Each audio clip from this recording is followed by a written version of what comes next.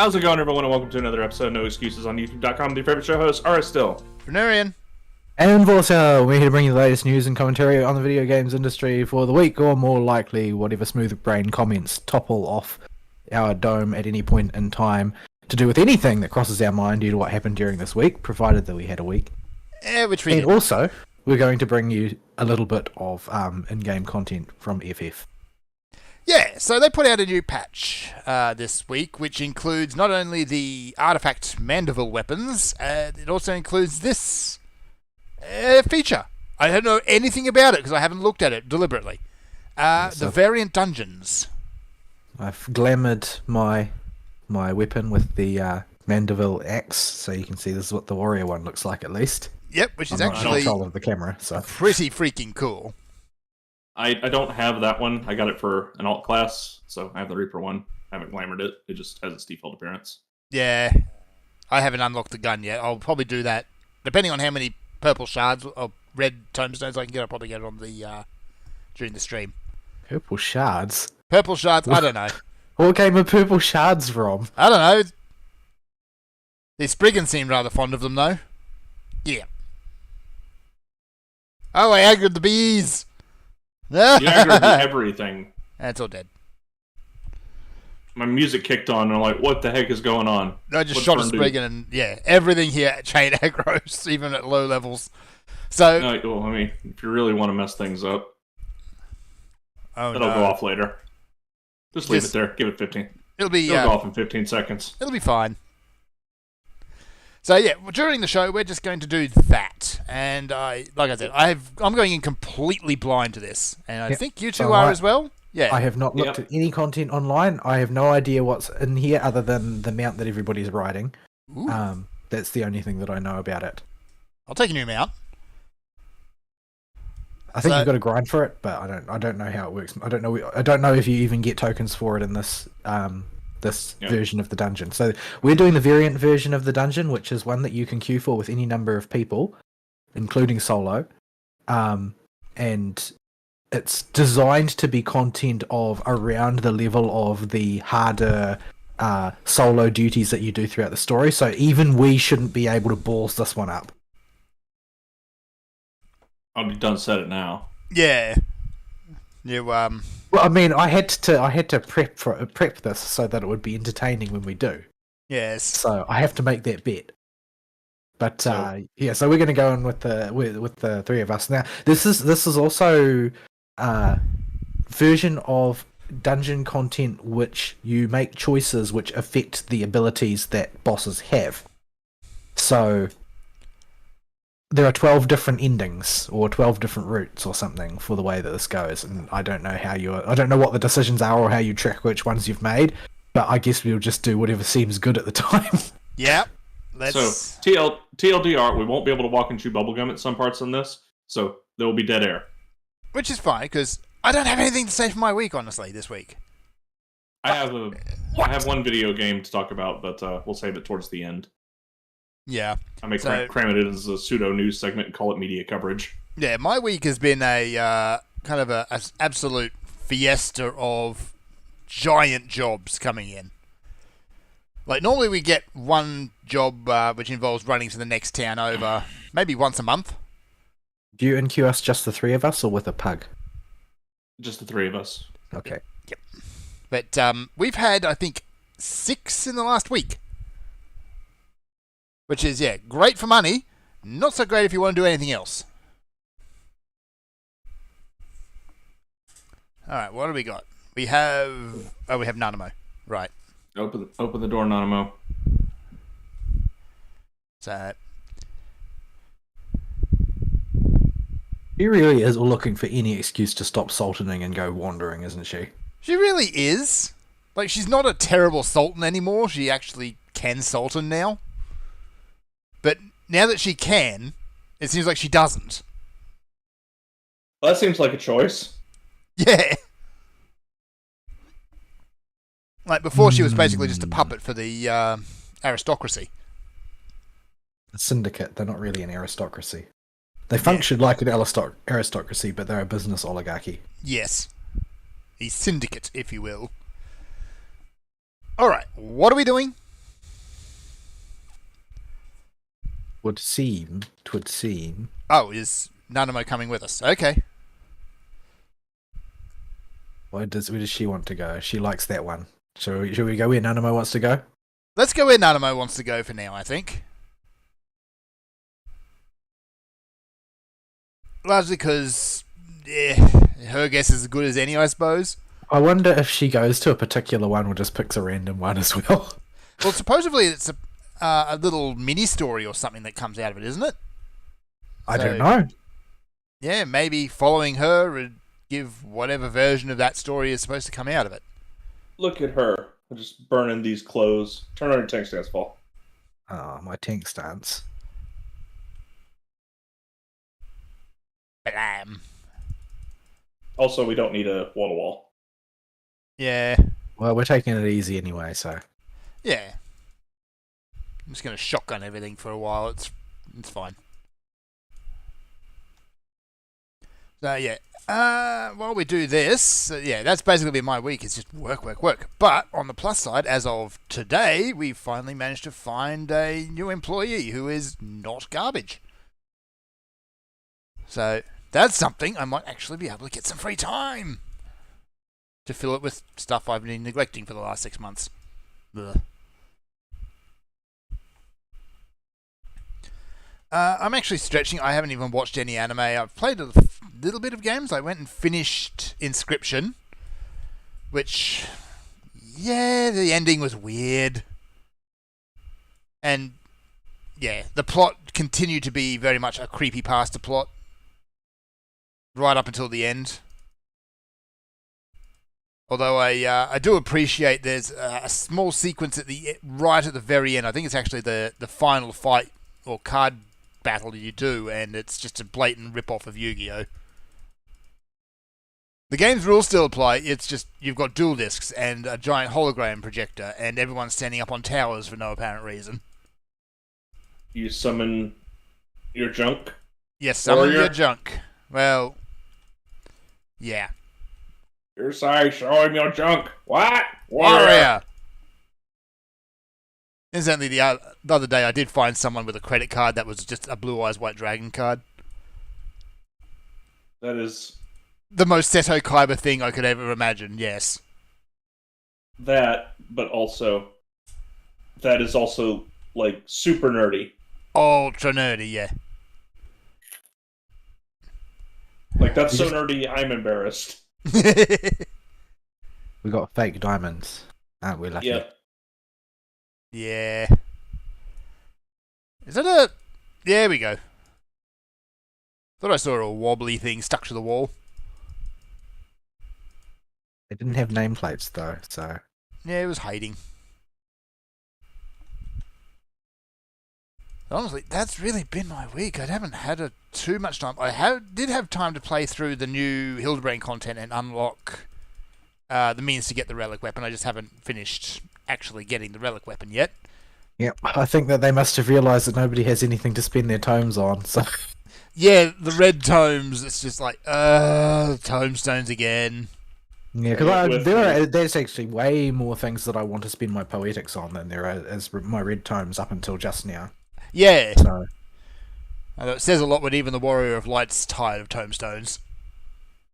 Well, I just love the line that she says. Say it with me. Elegant. Tomestones. And the resulting look of absolute disgust. My girl kind of gave a look of, oh yeah, that's all that coming. Yeah.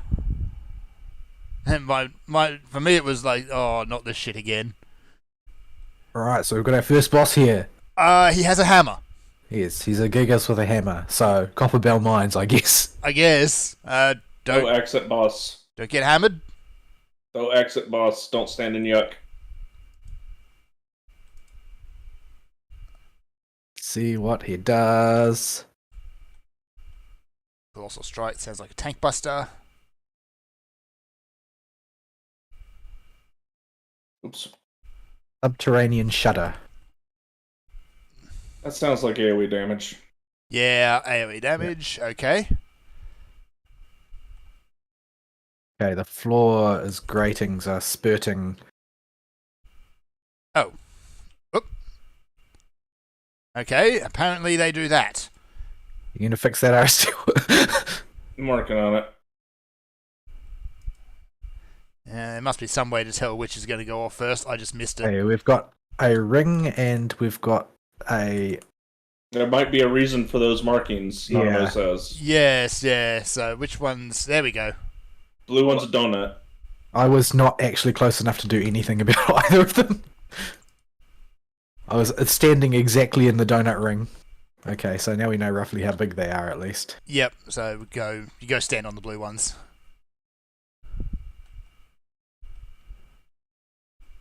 All right.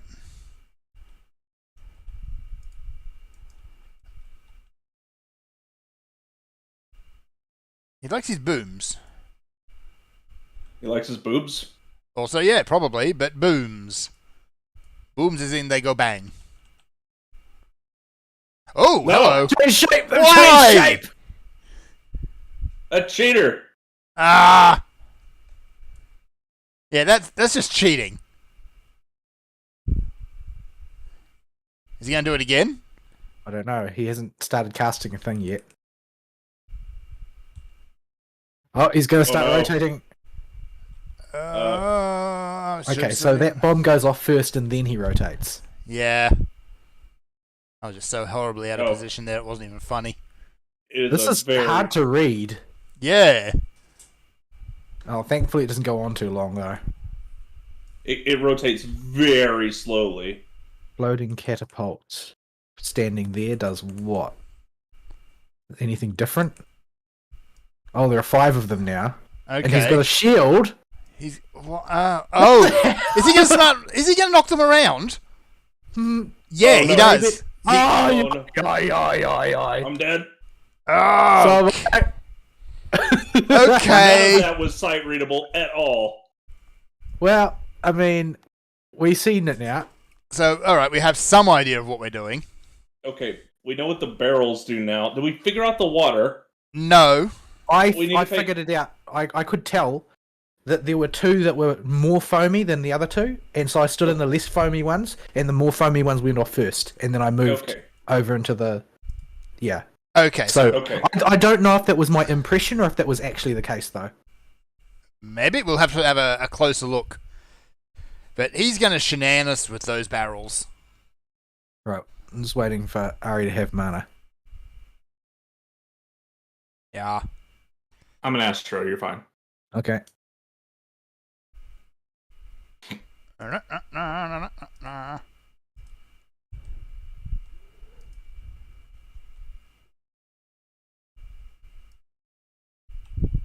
Alright. Okay, this one was just AoE. I might just do that. It's not worth blowing anything. Okay. Okay, I see now. I see it now. Okay.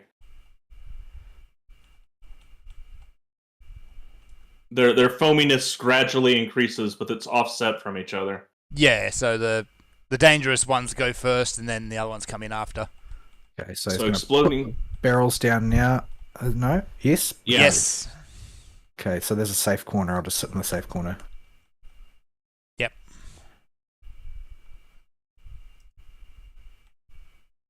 I keep forgetting I have the spirit guard ability.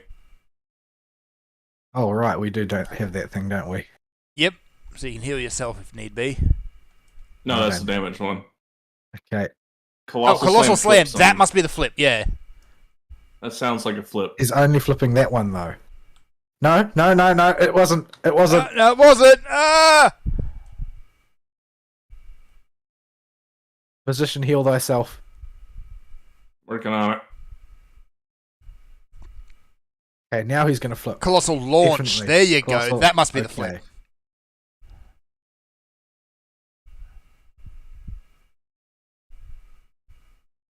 Nope. Thank goodness for invulnerability. Loading catapult. That's just AoE and drops the barrels. Yep. Okay.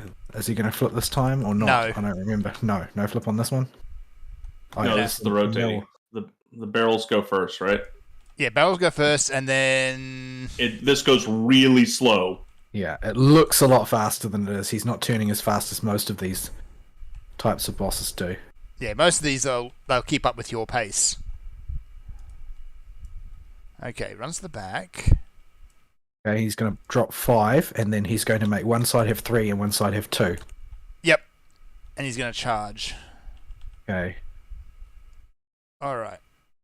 I think... So does the shield... Okay. this one.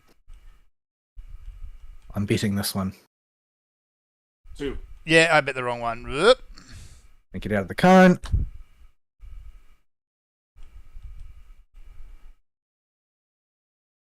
Okay. Now what? Training shutters AoE.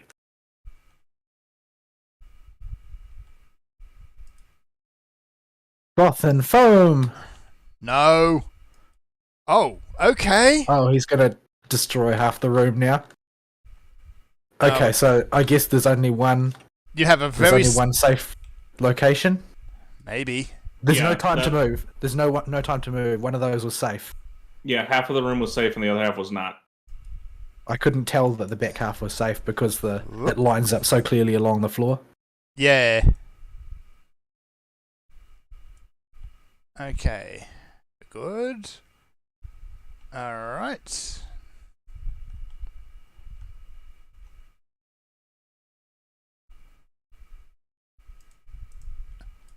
I think we Okay. may have seen... Oh, Tank Buster. Okay.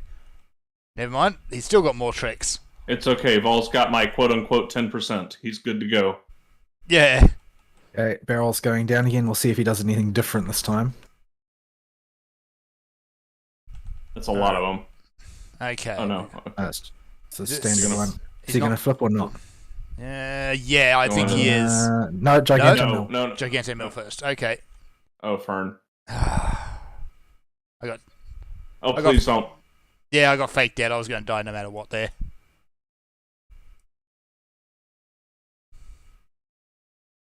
I keep moving too fast. I moved too fast once there. Okay, look for the side that's not going to get whoppity-whopped. Oh, Fern. That's right. I still should have Transcendence. Okay, which side's he going? Okay, this side's going to be safe. Yeah, so it's the side that he points the shield at is which way he's going to knock.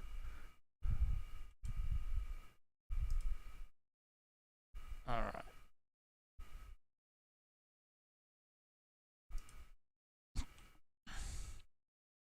Okay. AoE. Yep.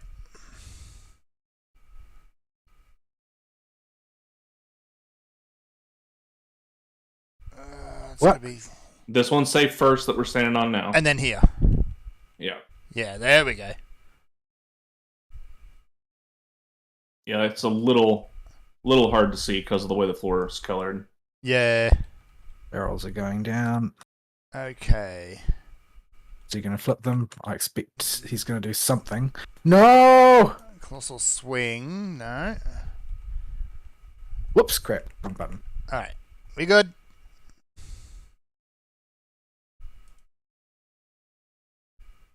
Rubber Right, time. Spirit Dart.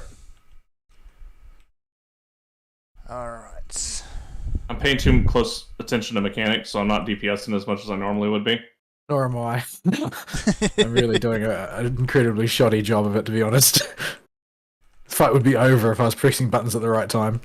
Oh Yeah. man, I'm so glad we don't run ACT. I'll be terrified of what the numbers are. Ugh. Why do I get a feeling he's going to flip on this one? Because he hasn't flipped one in a while. No, No, Gigantic no. Mill. Milligan. I guess he only flips them the one time. I guess. Maybe in Savage, or the Savage equivalent, he flips them in addition to doing all this. The actual flip move is very slow, so I would just assume that that they are what they are until you see the flip. Yeah. Alright, you're not getting healed through this. That's fine, we got him anyway. Yeah, wanna... Okay, well that was an ordeal. We got a pot shard. Huh. A different pot shard. What is with this game and broken bits of pots? No. I don't know. I think that's what we should go back to for voting. Wait, isn't Nanama a white mage? Why didn't she help? Good old pottery shards. I'm with Sargon on that one. Whoops, hang on. I just unequipped my necklace instead of extracting materia from it. I've heard a lot of people whinging about this content. It doesn't give good enough rewards. I mean, I'm not really that concerned about the rewards. I'm doing this for the fun of it. Yeah. I mean, sure, if you want to farm it every day, then you're going to need to get good rewards out of it, but... Do we go left or right? Did she suggest one? No, she didn't. I say right is always right. Right is always right? Okay, we'll go right. Alright, go as any. Alright. They don't have nameplates. Oh, we can't... No, they do. There they go. They changed their mind. I guess because there's an identical type of pack on the other side, so they probably don't want any kind of weird aggro shenanigans with stuff like Astro Bombs. Yeah, probably. I'll just hang on to that for the boss. Oh, that was... My finger slipped. Okay, back to shock hunting. Yeah, I've heard some people crying about, like, people are crying about the Island Sanctuary too, even though they were told multiple times, you know, this is just little content we're doing with a side team that's coming out, just to kind of add a little bonus thing.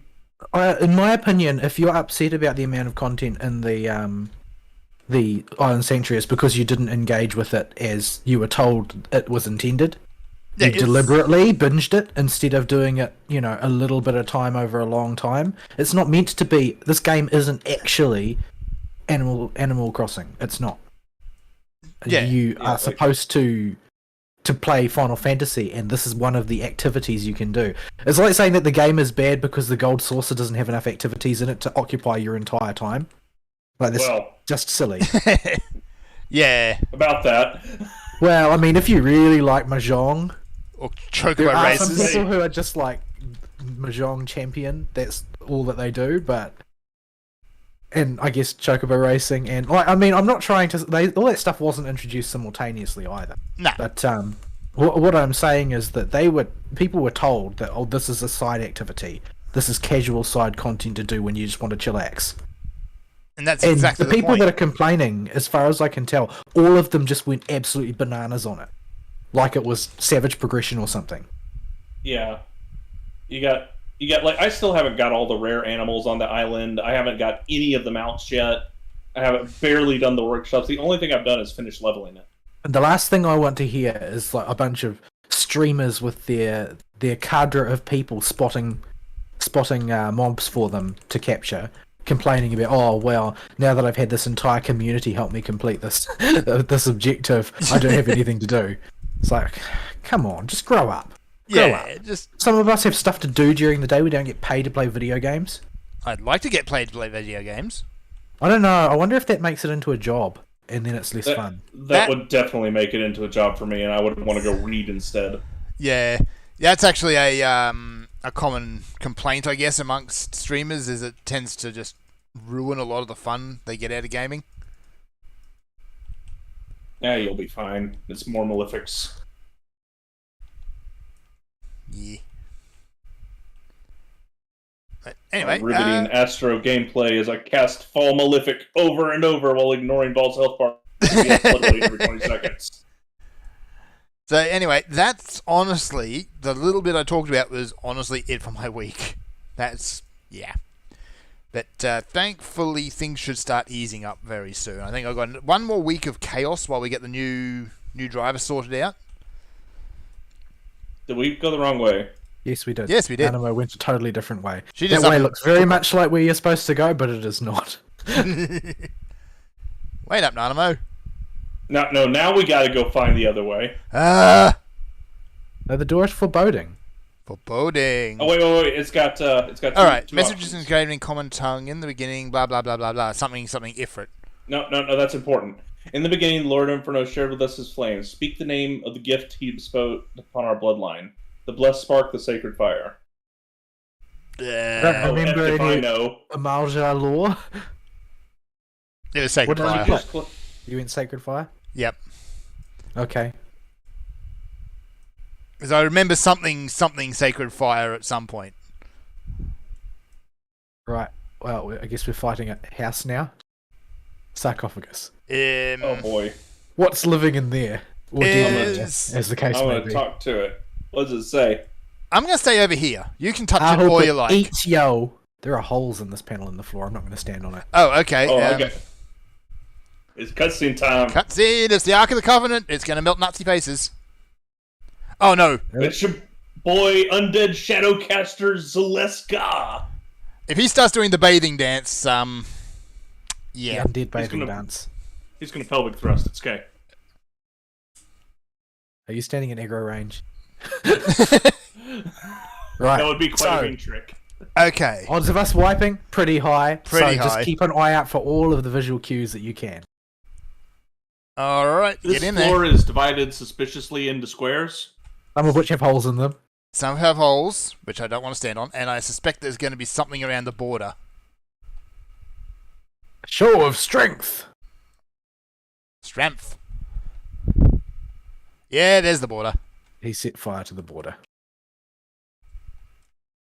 What are the odds that he's going to have some sort of knockback? Infern brand.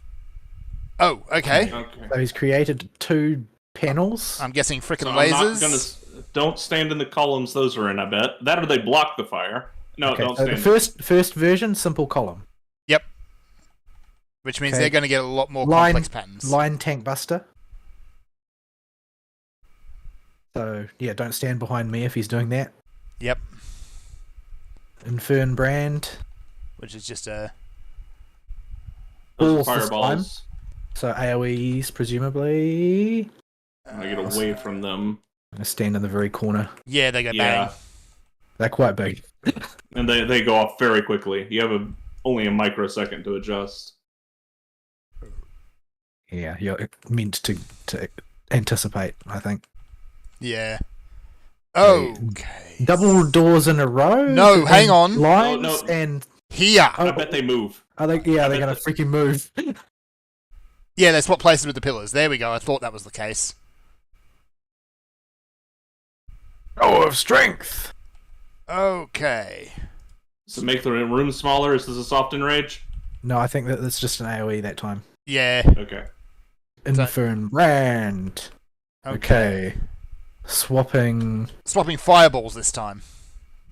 Yeah. Here? Yeah. Not quite. Okay, No, so we're you good. can adjust. You can adjust, but you can't adjust very far. No. Infern brand. Okay. Oh, Now what? no. What the hell is that? Is they gonna shoot like? I assume they are. I assume so. Yeah. So pew pew lasers. Pew pew We're gonna lasers. see. Are they gonna move? Or are they gonna stay on? Or They're gonna rotate? That would be really mean. That would be. Whoa, hello. Fireballs. And the pew pew lasers are still up. is he gonna move them with the teleportation? Okay, later? They got maybe. Well, Probably. the fact that they persisted suggests that there's a more complicated version. Oh my goodness me! I'll try standing here. All right. Whoops. Oh no, bye, Fern. I did not see those. Oh, it's right down the end. Oh, do not be standing on the circle Oh. when they move. What, you move with it? Yeah, the circle will also teleport you when the timer goes off. Ooh, that's nasty. That's a mean trick, that one, because That that very is. rarely happens. Cast Okay. shadow.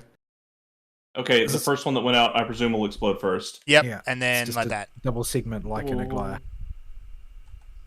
Okay. Just get back over here before he does lasers. Show of strength.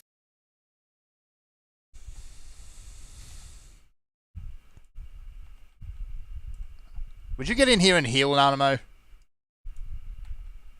Infern brand. I'm all the healer you need, unless you get one shot, which you've been very good at doing, Fern. Yeah. The pew lasers. Oh, I'm standing. you apart stand from between them? guys. Yeah, yeah, Okay. They're quite narrow, but now we're trapped. you two are trapped together. I am away. Okay, so you drop those. So if you stack, it's fine. Whoop. Okay, bang, and then bang. Alright. That's a nasty combo. Strength!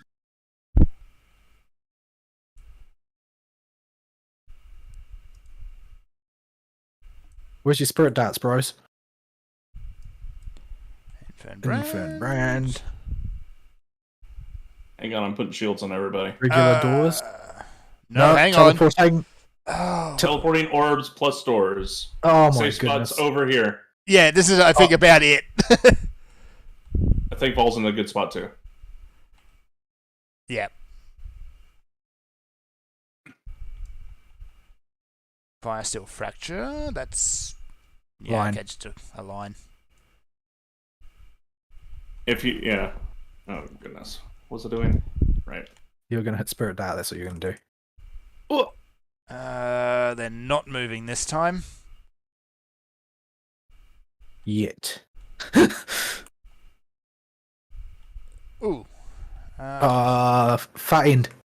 Far end. Cryptic portal. That's what it's called. You know what I should have done? I should have rescued Fern onto a staff. Oh, you wouldn't. Actually, no, yes, you absolutely would. He totally would. How many times did you try and get me killed during the raids before the show? Be Only fair, 2 some or of 3 them were times. me. Yes, you did kill me. No, he Well- didn't kill you. He just got you hit. I tried to kill you. Yeah, I tenderized you. You did. I think I'm in a bad position for this. Pure fire. That's that. Is he going to do his Shadow thing. shadow thing? Yeah. I think we're in looping mechanics now. Oh, I got that Burn. backwards. How you do this to me? By not paying complete attention. I'm multitasking here. You shush.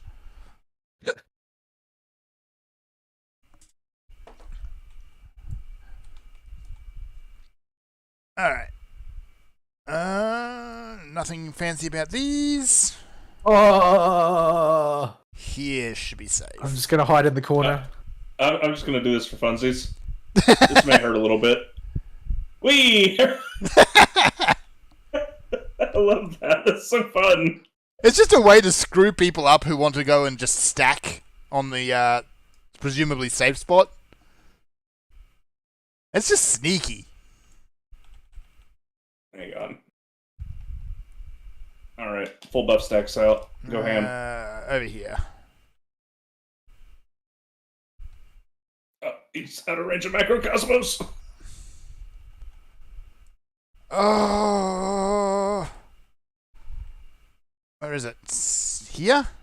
No, I'm bad at this. Why? Why? But that teleport was going to the right spot. But I was already safe. But I Yeah, but he wanted you to feel that sensation that you felt at that moment. It's a gift, really.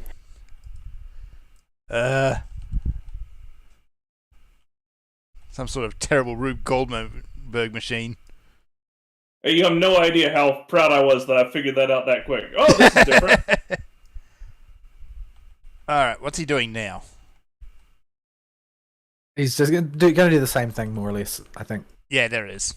Except that we're in the long ways one this time. Oh, it's cast shadow time.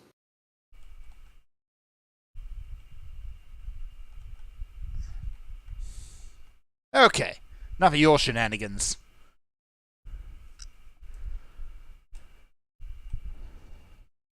Personal spores. Shadow cast a Zelisra card. That's I did not pick that. Alright, it's just 2 bosses? I guess so. Alright. Well, I mean, there's a good number of other combinations that it could be instead. Yep. So that's essentially what these dungeons are. Also, chaos. Because going in blind to these things. I don't know. is fun. It was short and sweet, and I had a good time doing it. So Yeah, it's something you can It do was- if you just have a quick half hour or something to kill. It's only chaos when you have me there to drag you into teleporting sticks. Get ping-ponged all over the place. Why is there a giant What's this one? Huh. Oh, it's a fate. Okay, never mind. Yeah, you never did that one way back then. Oh, maybe if I did, it was like it would have been at level 5.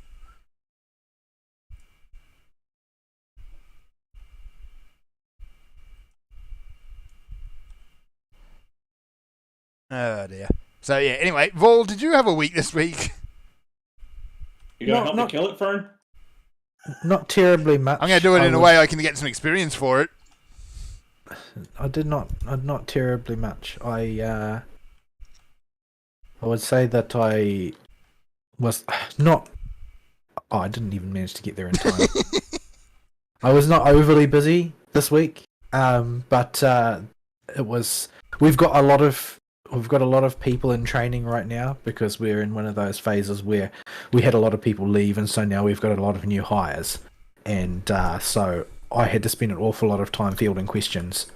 And then Saturday happened, and on Saturday there was a global outage of the limb system we use, meaning that we had to go back to old school and do everything on paper, which is not great. But these days everything is built around computerized limb systems. When you suddenly don't have them anymore, because all the eggs are in one basket, you don't really have any of your established systems, and all your SOPs go out the window. So, yeah, it was rough. It was stressful. I did not know what to do, and people kept expecting like I did know what to do, but it's like, well, I can't fix this. I'm not one of the IT department. The IT department are in India. They're all still asleep. So, yeah, wasn't really much to be done about it. I got somebody to get in contact with IT for me, and they were basically all at sea, panicking, not knowing what to do as well. So, yeah. Good times. Yep, it was a huge mess. Wasn't anything I could do about it, but I did have to bear the brunt of the stress because I was the person in charge, and everybody wants me to tell them how to fix it, but I can't. So, yeah. That's just the way it be. Huh? You play all kinds of casters and video games. Surely you know magic. I would not say that is the case. I don't think that I know that kind of magic. Fern, the magic that IT people do. Well, I mean, we just destroy chickens and look at their insides and string them together, and that makes a network. Also, Fern, why are you not in Skimpy Dancer outfit? My outfit is not skimpy. My outfit is very, very conservative for a dancer outfit. I can't change my glamour plates here. I can, however, ruin your dance. I feel like my character's getting sunburned already. She was clearly born for nocturnal behaviour. Yes. Mine actually has some skin color, although still fairly pale. I thought I had a pale skin color. No, you're albino over there. She's nocturnal. She's a moon Makote. Like, I don't even have that dance, do I? Sabnarian dance? It's a Mandeville Gold Saucer one, isn't it? I think so. Yeah. Probably. I don't know how to do the synchronized thing, Ari. How do you do that? We're synchronized on my screen. Oh, we're not on my screen. Maybe. We're probably synchronized on Fern's screen because we're different. Yeah, you are synchronized on my screen. Yeah. I'm not. I'm way out of time. Anyway, I'm going to go saucer then. See if I can get that dance. Oh, but it's going to look gross on you. I know. That's why I'm going to go get it. I have to ruin everything. Yeah. So yeah, I had a week. FGO was a beat week. Thank goodness, because I didn't really feel like playing it. It was rough enough trying to do the last one. But there's a big event that people have been waiting for coming up tomorrow, day after tomorrow. Imaginary Scramble, which is the event which will usher in Foreigner Van Gogh, and it will usher in the ability to roll for Nemo, who is apparently quite bad. I don't know. Lots of people like Van Gogh, but Van Gogh's 100% a gimmick build, I think. A curse-based gimmick build. And so they... So they like him for waifu points? Well, obviously it's not a male because this fate we're talking about. But Van Gogh is certainly appeals to certain people's tastes, but Do I I have barely to look remember this what up? the character looks she's like. not normal. She's incredibly unstable. Let's see. What does she look like? Van Gogh, FGO wiki. But, yeah. Oh, The appearances are inspired by various Van Gogh paintings, but the lore behind her is complicated, and lots of people were mad about it because it is, but it isn't Van Gogh. is she just dead in the stage 4 picture? Well, she's a foreigner. So possibly. Yeah, I mean, foreigner is just fate speak for what in Western parlance would be called an outsider. Mm. So Think spin on the Cthulhu mythos, those type of deities. well, they are specifically the Cthulhu deities. All the Cthulhu deities exist in Fate, and Van Gogh is actually Volthum. Right. But yeah. At any rate, it's a rather complicated event with some rather complicated farming nodes. So I'm not quite sure how easy this one's going to be because I'm not planning to roll on the gacha for it. So I'm not going to have very many what's it called? Gacha Cs, meaning that if it's going to be an incredibly abusive event if I try to clear the shop, and I'm not really looking forward to finding out if maybe I can't do it. Anyway, that's not to deal with yet, that's to deal with next week. The rerun of Twilight Breakers is happening on Princess Connect, and I have not watched the story yet. The story seems very strange based on the intro, but everything involving the Twilight Caravan is very strange, so that's not really surprising. I had a few false starts, but by about the second... Why would you do this, Phil? Why would you do this? You could at least line up with the dance circle. Nope. I just have to ruin things. You're really... Oh. You're Yeah, okay, doing yeah, a this is good a bit job much. of that. This is just way too much. I got to go back over to the thing to eye bleed myself. I'm thoroughly traumatized now. After a few false starts, I managed to put together a team which was able to clear the very hard in one attempt. But unfortunately, I'm still stuck in the posture where I can just barely do that for reruns, but I can't even get close to it on new events. So, oh well. The last new event scared me because I wasn't sure I'd be able to construct a team that could consistently one-shot it. Yeah, I'd have to seriously do some experimenting. I sort of wish that they would backload some of the complexity into the special rather than the normal very hard one, since they have calibrated the rewards against doing very hard. Mm-hmm. So that's sort of a bit frustrating to me, but I guess you can't have everything. But yeah, I made a reasonable amount of progress on gearing some of my heavy hitters like Nenica, so I've got some of them up to... I think I just cracked rank 14 on some of my heaviest hitters, so they're finally starting to do ballpark decent damage now. Yeah, that's when things start to get... you start to do real damage. Is around rank 14, their TP starts to actually charge at a decent rate. So you should be able to start rolling with that, and once you get into rank 15, you'll be up to current content. Incidentally, I did just on an impulse roll on the new waifu. How many times did you roll on it? Just once. Oh, okay, just one 10-ball. Just one 10-ball, just on a This whim. Kaya's really bad. So. Yeah, that's Yeah, because she looks really cool. She has a really fun-looking set, but she's bad. She's really bad. She's like an incredibly crappy version of Christina. Yeah. Yeah. I got her in 2 tickets. I didn't even try. Tickets at the banner.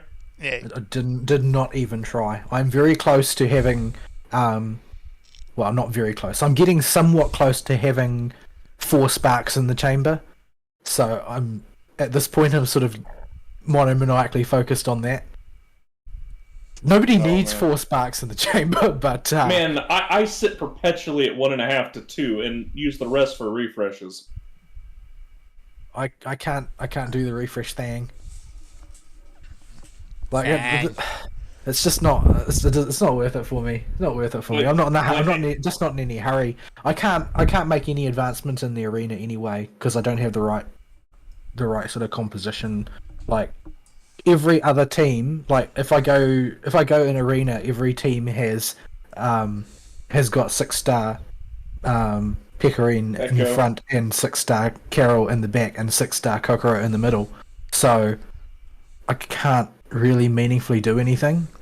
Also, I'm the only person who isn't max level where I currently am at like rank 300 or whatever. Everybody else is max level with 3 6-stars in their team.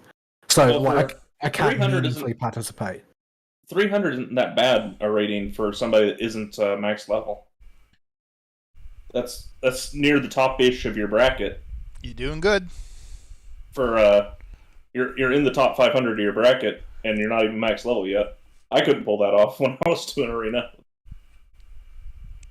Yeah, I'm just doing my one attempt a day to cross my daily off the list. I've been perpetually stuck at rank 50-ish for a while now. Yeah, I'm stuck more rank around 500 in Princess Arena simply because you need so many well-built Dudes. lackeys in order to reasonably compete I mean, like I'm sure I could climb another 100 200 ranks if I just sat down and carefully thought out what they had put in their party, what they were likely to have in their latter 2 parties, and how I could hedge my bets. I could probably win 1 to 2 out of 5 rather than 0, which is currently what I'm rolling with. But it's just not worth it to me. The people climb to rank 1 in Princess Arena and then basically never touch it again except for the dailies because it's just so much work. Yeah, It seems to be the way people usually do it. That's what I did. Oh man, Pecorine is so fat right now. I hope we get a way to shred through Pecorines. Yeah, like anytime Pecorina appears, it's like, oh well, I'm gonna lose this one because I've gone up against teams where I've got my entire team. I managed to womp the entire other 4 members of the other person's team in the first like 15 seconds, and then Pecco, so let then your it team times doesn't out. die. Yeah, it just times out. So oh great, that was fun. Okay, every time I see a Pecco, I'm like, okay, Reno, I need you to crit for me quite a few times, girlfriend. You need not let me down. Because And then crits she never doesn't. happen on command. But yeah, I haven't got any 6-stars myself. It will require me to actually unlock all of those stages and farm up all those shards, and I'm just not there yet. Yeah, the hard part is the very hard shards and the orbs. I've got quite a few orbs. Like I've got like more than 100 orbs. I think. So I could probably do 1, but I need to get the shards. That's the thing that's good. There's no way to hurry that. I know people aren't recommending even it. like But, yeah. I'm not going to spend my whatever those purple things are on what are they? On amulets or something? I can't remember. Divine amulets on those. Yeah, I'm not going to spend things. divine amulets on that because they're too hard to get, in my opinion. And if I get like a 3-star limited that I really, really want to max out, then I'm basically going to have to blow the entire stash. So Thankfully now they're giving us 100 free shards if you pull on the banner that character's a rate up for. not enough. And you get that character. Just not No. enough. The economy on divine amulets was even worse when that wasn't there, though. Well, I've never pulled one that did give a bonus, so I know exactly how bad it is. But, Yeah, it's oh boy. but yeah, it's yeah. You should consider thinking about 6-starring Carol, because she's just really helpful to have for casual content and for arena. Yeah, I mean, certainly it's on the list, but basically at this point, it's like, oh, who's going to get to max shards? We 'Cause also I've have got- Yukari coming up. I've got roughly the same number. Well, I'm gonna have to start from scratch collecting shards for her, so I'm in no hurry. Yeah. She'll move to the top of the list, but by the time I've got enough shards for her, I'll have enough orbs for 2 6-stars probably at the rate things are going. So yeah, there's not really any meaningful way to hurry it, and which one goes to 6-star first depends on which one I can actually get first, because it might be that let's say 6-star Pickering gets enough shards first, and I don't think I've got Pickering at 5-star yet. I think she's still at 4-star, so she's behind a little bit. But let's say I got her to the top. I mean, she's still going to be ultra fat. Ultimate defensive to prevent me losing rank in arenas. So there's still value to her if I do her. The question is, though, whether I can get through her challenge quest with her at the front and somehow still have enough DPS to bring down Pickering. The challenge quest is level 130. Yes, but it's still got a 6-star Pickering in it, and you're obliged to use your own Pickering who isn't 6-star. Yeah, I'm trying to remember how I did it. I think I just Ninika bombed it. Solve all problems with Ninika. Yeah, I think that's what I did. I think I've got Akari very close to rank 14 as well. And so if I pair her with Ninika, that'll probably give me the firepower I need. Yeah. But yeah, that's a work in progress as always. Other video games mainly were Final Fantasy, but again, it was just like, oh well, on a given night I might have time to do a roulette. I found heard some entertaining main scenario roulette groups as well.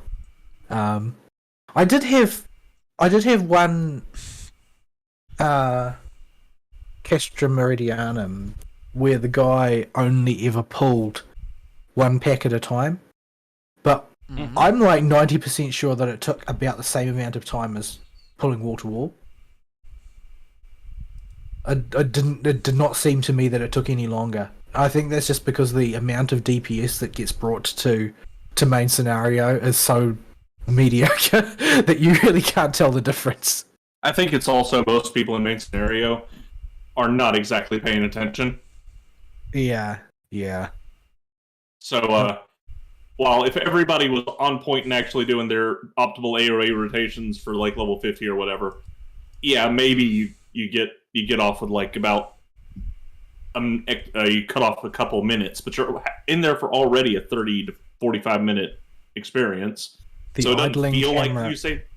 The idling camera is really turning this into an Aristeel's character peep show. Like, it is very, very focused on your midriff.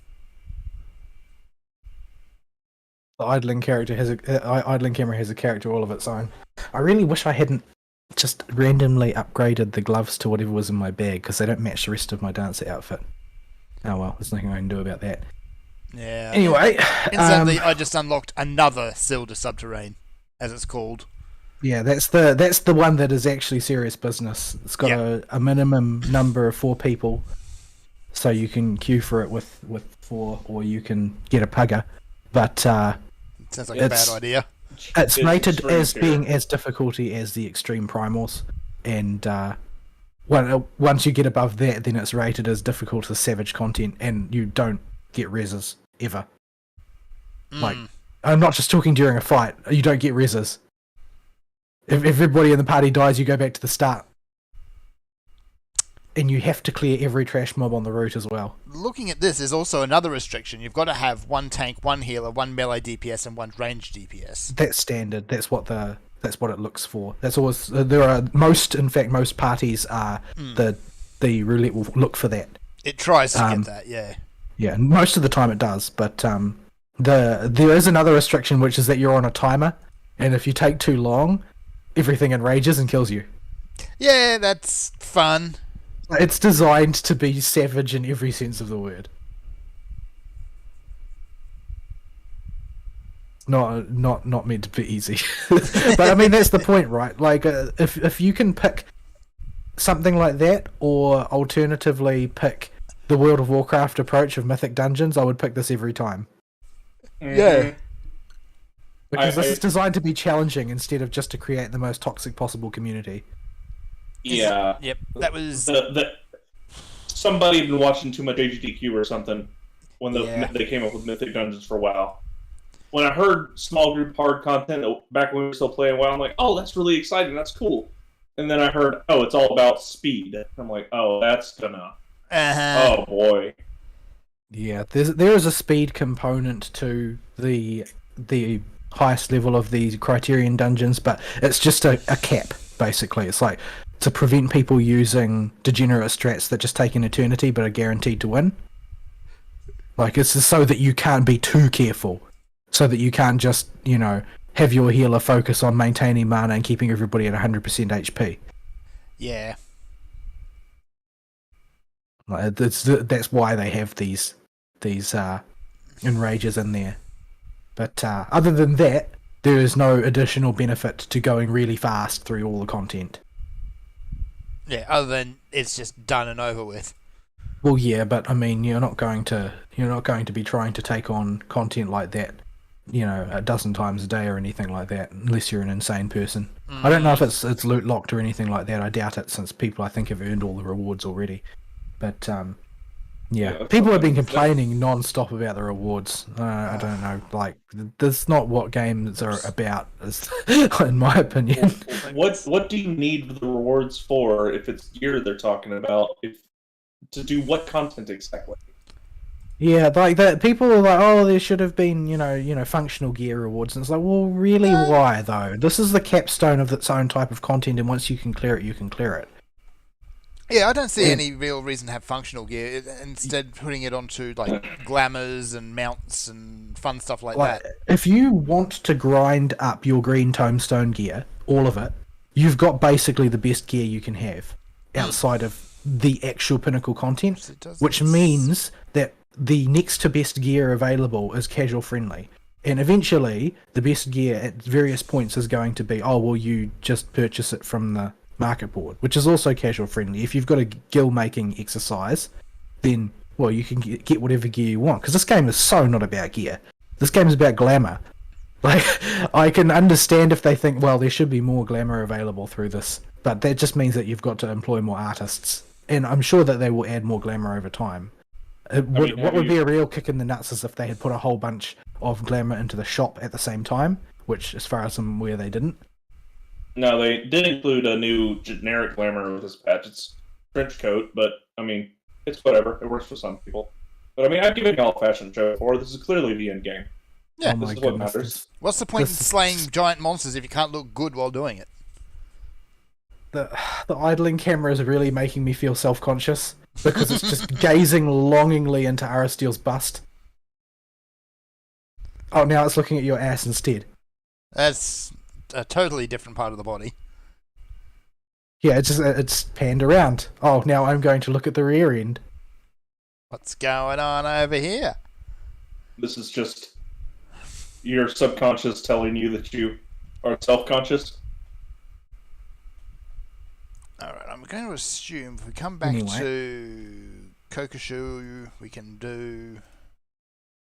I'm imagining your Unga Bunga warrior going, there is something that I'm jealous of on this other girl, but I don't know what it is. Yeah, just trying to tell you. The headcanon for my character is that she's not a total ditzy airhead like your character. But she is actually incredibly intelligent, but it's all in a uselessly abstract way she can't connect to the real world. So it's just sort of like a repository of knowledge that she doesn't access because it's not useful for fighting. And basically her intellect goes untapped, so she is functionally an idiot. But, yeah, so anime-wise, I don't think I really watched anything worth talking about that was different to what I talked about last week, really.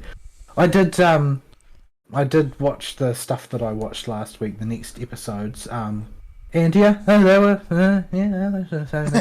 I'm not really seeing yet what it is about Chainsaw Man that people find so profound. It's entertaining enough.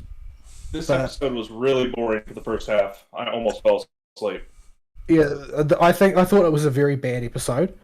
Generally speaking, I'm glad that they didn't compress this content into the first episode because it would have made it really bad. Yeah. But actually, yeah, it was a really poor episode. Generally speaking, everything was just filler until Power appeared, and she was the only highlight in the episode, as far as I'm concerned. Although I've got to say, I'm a bit like Makima seems like a groomer. I don't know what to tell you. I get she's bad picked guy up vibes from her. She's picked up this like random homeless miner off the streets and is grooming him. Like, yeah, I get total bad guy vibes from her. It looks like she's a groomer. She just comes off as weird and unsettling. Definitely weird and unsettling. I can only assume that the writer isn't so autistic that he thinks that looks normal, and that's part of the story, is that she would be, by any normal person would view her as very unsettling. But we don't have any normal people in the cast, because the cast at this point so far is one person who's obsessed with her because he owes her a life debt, one person who has never been treated nicely by anybody else in the world before and so has become attached to her, and one person who is insane. So there was one highlight though. What are you considering? What are you considering to be your highlight? I like how I caught all what you just said all at once. But what you call it? Oh, there was one highlight though. There was mini nut kicks. Oh yes, that's true. That's true. For the first part, before we get too far into Makima. Yeah, he's like, when I fight against a guy, it's nuts or nothing. Oh dear. And he kicks him in the dick. Not once, not twice, 3 times. That's seriously unsporting. Not even 3 times. Many times. Yes, the third one was more like 300. It got to a point where he had to hold him back to the office on his back because the other guy was incapacitated from the kicks. Okay, is the roboting happening on my end? No, that's on Ari's end. Okay, it's on Ari's end. Yeah, that's why I probably ran into you earlier. Yay for the beep boops. Yeah, so it's so far it's okay. I guess I know it's doing the early shonen thing where it has to introduce all the characters in a laborious fashion. I feel like the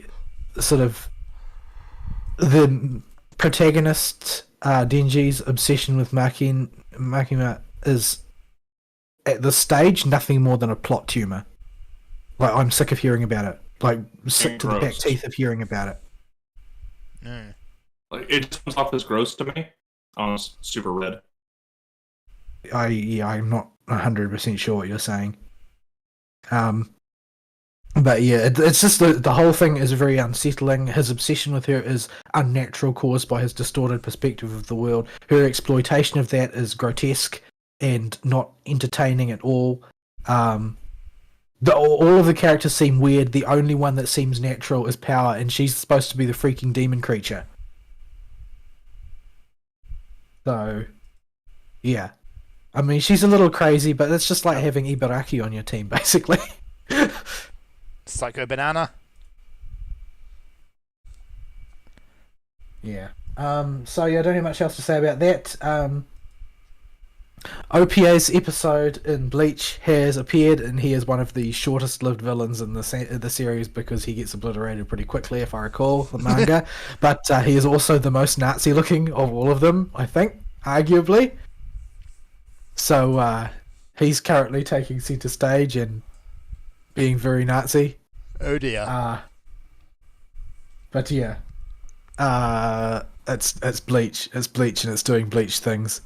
There's not really much else to say about it. It does feel very nostalgic, but it also feels like stepping back in time 15 years. So yeah, I don't really have much else to talk about. Oh right, that was the other thing. I got myself a new graphics card. So I had intended to wait to wait it out. But then because it's Labour weekend here at the moment, and Labour weekend is usually when the end of year sales start in New Zealand. So they'll have Labour weekend, and then there'll be a few beat weeks, and then they will do sort of like the there's usually a Halloween one, and then there'll be the Black Friday, Cyber Monday, and then there'll be Christmas. And so there'll be like this chain of sale at the end of the year. Thing is, so rather than waiting it out, I decided to pull the trigger. And the reason I did that was, number one, there were Labour sales, which tend to be more modest sales. They're not really like big, deep discounts or anything. But when I looked at the prices and the discounts and so on, I started looking at the first day of the sales. Second day of the sales, the models that I was actually favouring at the time had already sold out, and there was no stock anywhere, and restocking was going to be done from offshore and not till like second quarter next year. Yikes.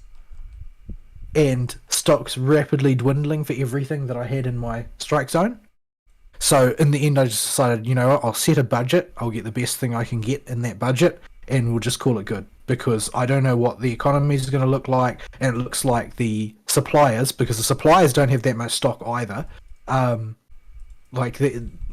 It looks to me like there's something like suppliers have like 30 cards of each model in the country, like generally speaking, and that's all. And they don't want to bring in more inventory because they don't know if they'll be able to move it.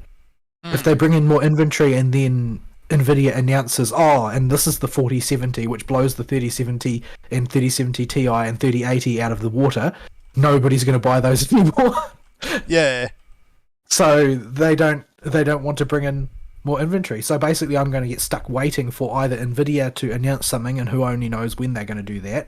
I'm expecting March before the bulk of their ranges come out, and that's going to basically mean that it'll be out of the question for the longest time, because over the course of the next 2 months, all the stock is likely to disappear, and there's no telling who's going to have stock and how quickly it can be restocked. So yeah, what I ended up getting was I set myself a price cap of 900 New Zealand dollars, and I got the best one I could get in that limit, which was the middle of gigabytes range of the 3070 non-TI, which gives me reasonable performance across the vast majority of applications.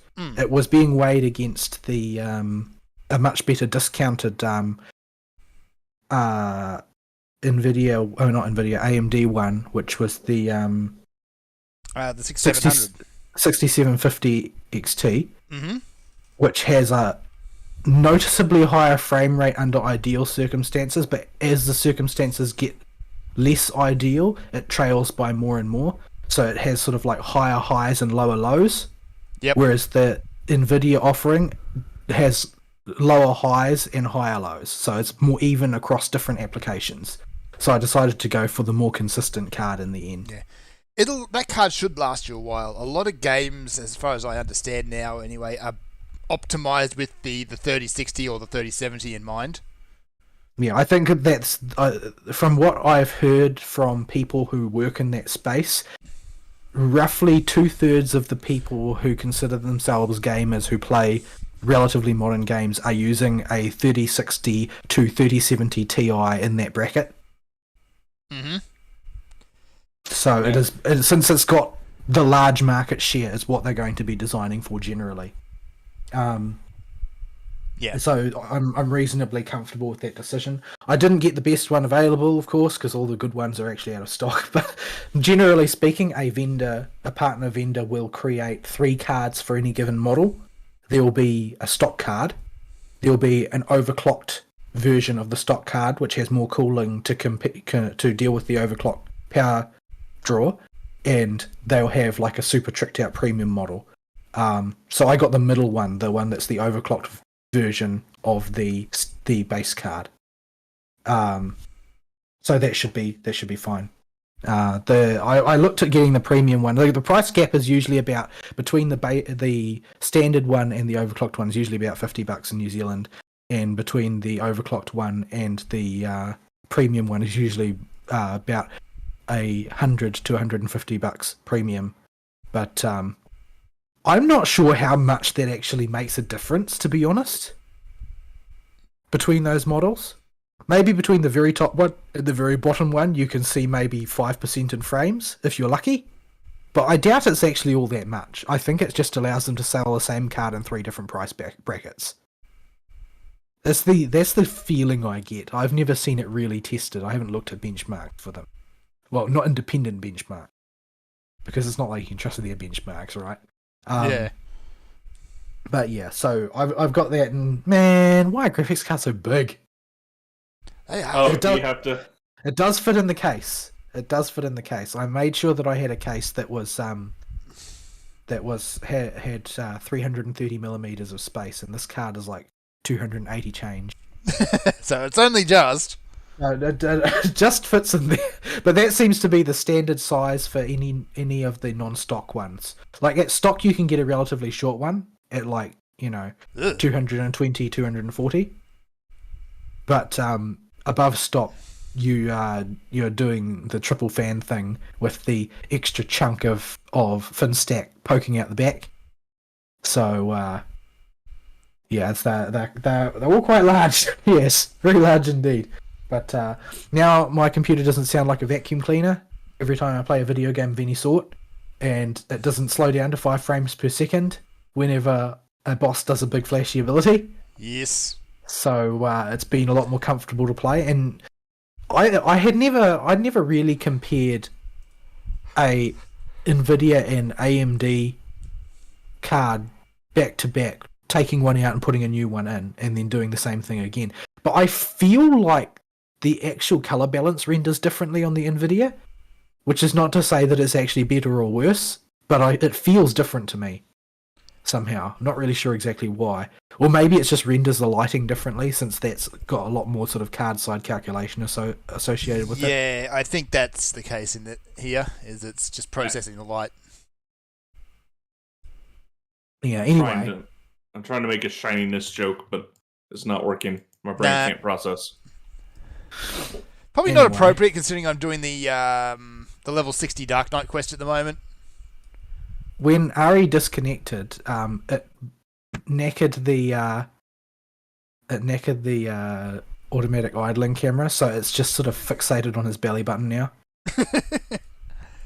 and it won't move. It's not going anywhere else. It's not looking at anything else. It's just it's only obsessed with looking at Aristeel's waist and nothing else. It's gawping at this point. Yes, it's actually becoming kind of creepy. Yeah, but, maybe just remove it. The idle camera goblin needs to be disciplined, I think. Needs to be bonked. Yeah, sounds bad. It's obviously a Spriggan. We can see them everywhere. But go to horny jail. So down bad. That has meant that I've had to switch my auxiliary monitor over to HDMI from DisplayPort. So it's actually behaving sort of oddly now, but not in a bad way, just it behaves differently. Because I've been using DVI for the last, however many years. And I refused to budge up until recently. So yeah, I had to dig out an HDMI cable. I gather there are different sorts of HDMI cables, but I don't know what any of that stuff means. So I just used whichever one I could scrounge up from my junk box. Vast majority of the different specs and stuff they put onto HDMI cables is snake oil. But, yeah, it doesn't matter. It's just a lie. Yeah, there are a few little things you do need to look for, but by and large, it's all snake oil. No, the only thing that matters is how flexible is it. Can it bend a little bit without you totally frying the thing? General build quality. Like get an Ankler one if you really need one that has a good bend amount in it, and that's all you need. One that's not going to fall apart or just be generally crap. But I have a magical unidentified one I found in the corner of my room.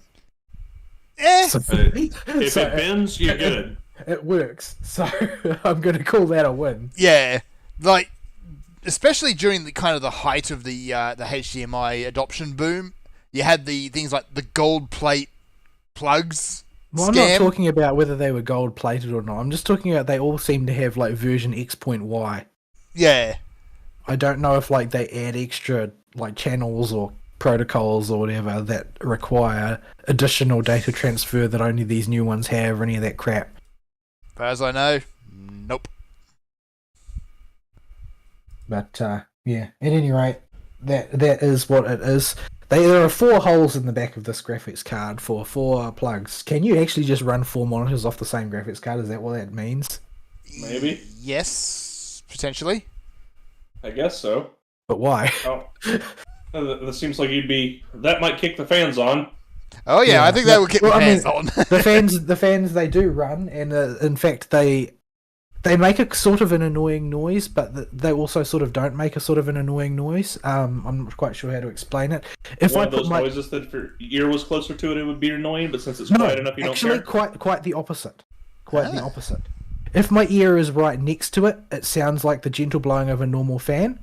But if I'm far enough, or rather, if I'm a particular distance away from it, it overlaps with the sound of the other fans when it's spinning up and makes a strange warbling noise.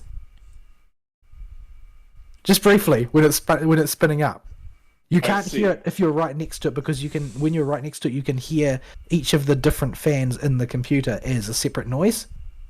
But at a distance, it's just the computer is gargling for some reason.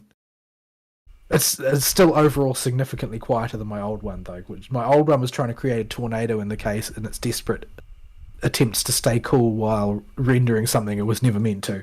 But yeah, this one's a lot quieter, and also the fan curve seems to generally be functioning, which I don't think the fan curve it functioned at all in my old one. It just ramped up to maximum and then just pushed it as hard as it could to try and stay functional. That was the impression I got with my previous card, my 1080 that I got. For some reason, any high demanding application, the fans would just go, okay, we're either on, we're a little bit on, or we're off. And that was the fan curve. Yeah. Yeah, This I think one has a proper fan curve. The applications to which it was turned were probably so grouped all around the top end, so... Also, I was playing PSO2 at the time, and whenever I booted that game, that thing would sound like it was about to take off and fly into the air. That game had a special way of making my GPU cry. That game has so many shoes. I know they've been updating it, but from what I understand, they have not updated it enough. Yeah, it's still terrible. And still bad. Yeah, it's like, oh, we have urgent quests that are actually not terrible now. Okay, That's you are one still thing. not up. You still have not caught up to PSO2 OG. I think they honestly would have been better off just making PSO3. Yeah, you think? Well, they probably could have pulled this off as long as they didn't, hire the guy that made the worst arc and the worst content for the last game as the main director for this one. Yeah. They have to actually put some content in their game. Yeah, my old card was approximately a 1060 equivalent. Okay. Approximately. Except that it was a Radeon, so the drivers were worse and it was less efficient. Yeah. But, yeah. At any rate, yeah, so that's basically my week. I'm currently wrestling with the idea of what I'm going to do on the back end of the year, whether I'm going to be able to visit my parents or not. I don't think I will, because we will only have neophytes working at work over the course of summer. So, they will probably need me, which is going to make my parents deeply unhappy, so I will have to try and blackmail the lab manager into giving me more time off next year to pay off the debt that he's going to owe me for this. But yeah. Yeah, I don't know what I'm going to do to put this new graphics card through its paces. I just don't have a lot of time on my hands right now, but hopefully once I can get some of these people trained up, if they don't immediately leave, like seems to happen with new employees all the time, which is something that Fern seems to know an awful lot about at this stage. Ah, too familiar. But if we can get some people, up to par, then maybe I'll finally be able to rest. I've said this before. I was very close last time, very close, and then they left, and everything went badly. We still don't have a replacement media prep person, so Still got to do all that yourself. I don't want to. I'm so bad at it. I botched one in the on Friday. I was trying to prepare. I wanted a small amount of XLDGB agar, and I put it in the pot for too long, and it turned into this weird granular crap. I overestimated how long it needed in the pot because I made probably about a third as much as I would normally make, and I cooked it for roughly the same amount of time, and it did not like that at all. Anyway, that's about it for my week, I think. I need to stop this idling camera because I'm very self-conscious about staring at this midriff. It's that camera gobbler needs a bonkin. Camera Spriggan. There's the Spriggan. Clearly that one. It's pointing its rock right at my center. Give it a bonkin. Alright. So yeah, while we were doing that, I just finished off the Dark Knight quest, and yeah, Mother of the Year, that one. Yeah, she's not great. No, and she kind of just absolutely loses her nut right at the end. The Stormblood one's pretty good too, so you got that to look forward to. Yeah. Does it involve any more extremely crazy people? Yes. Yay! Are you at 61 yet? Not quite. I'm about halfway there. No, geez, not even that. Oh no, we need to go do Heaven on High. Oh. Does Heaven on High? Or Heaven on High, we would need it at max level to get tomes, wouldn't we? Yeah. Always getting in our way. Yeah, I'm still doing my. I have all of my characters are now at Heaven on High ready level, but I haven't had time to push their levels much higher than that. I've actually found that I really enjoy playing Ninja. Like, I would never inflict myself playing Ninja on a group that I didn't think deserved it for having pressed the roulette Q button. But I enjoy playing it. I just wish that it was at all possible for me to play it well. Yeah. It's not. It's one of those classes where latency really makes a difference. Yeah. You can enter your little ninja hand signals too fast. Yeah, I many times I have accidentally thrown a shuriken instead of a lightning bolt because it didn't register my second mudra. And then Bunny of Failure turns up. No, it didn't bunny failure. It just fired off the shuriken instead because while I had cast the other mudra, it cast the shuriken, and then the other mudra goes off. Yep. But that's disappointing. Nothing I can do about that. But it's just an APM thing, right? Like the two that don't work at all with latency, Machinist and Ninja, and that's just an APM thing. They are the top two APM classes in the game, and that's really all there is to it. Machinist, you can work around it. Ninja, not so much. Yeah, there's too much precision required in individual button presses in a very small window. But it's an enjoyable enough class to play, and I feel surprisingly enriched by utility compared to other classes that actually on paper have the same amount of utility. So yeah, I certainly prefer it to Monk. But at the moment, my least favoured job is at the top of the chart is Bard. I just don't like it. Nothing about it feels satisfying to me. But Sidewinder. I don't understand what Sidewinder is for. It's just kind of there. You have to press it when you have to press it, and you have to press it on cooldown, but it doesn't do anything. It's just like, and every 1 minute you have to press this button for slightly more damage. It does. Does it have a good bit of damage? Does it have any synergy with anything? No. No. It just sits there doing nothing. No, it's just Sidewinder's a meme because it does nothing. Like if you just chopped up the damage into 4 parts and baked it into Imperial Arrow, would anybody notice that it had gone? No. Yeah, it's a really strange ability, and there's a lot of things in there that are like that. Like, I just don't like it. I don't like the very extremely passive nature of it in a lot of ways, and I don't like the fact that when it's not passive, it's doing something like refreshing your blood letters so fast that you can't use them up. You do get 3 blood letters in Endwalker at least, or 3 blood letter charges. Because you need 3 blood letters. When you've got 2, it doesn't work properly. Yeah, so they finally alleviate that a little bit once you get 3 charges. the class becomes way more playable. Yeah, but there's just a lot of things like that are frustrating. The quick knock sound effect and graphic are pathetic and annoying. And I don't feel like the rotate between the 3 songs mechanic is compelling at all. It's just dull to me. It's not really much I can say about that. I just don't like it.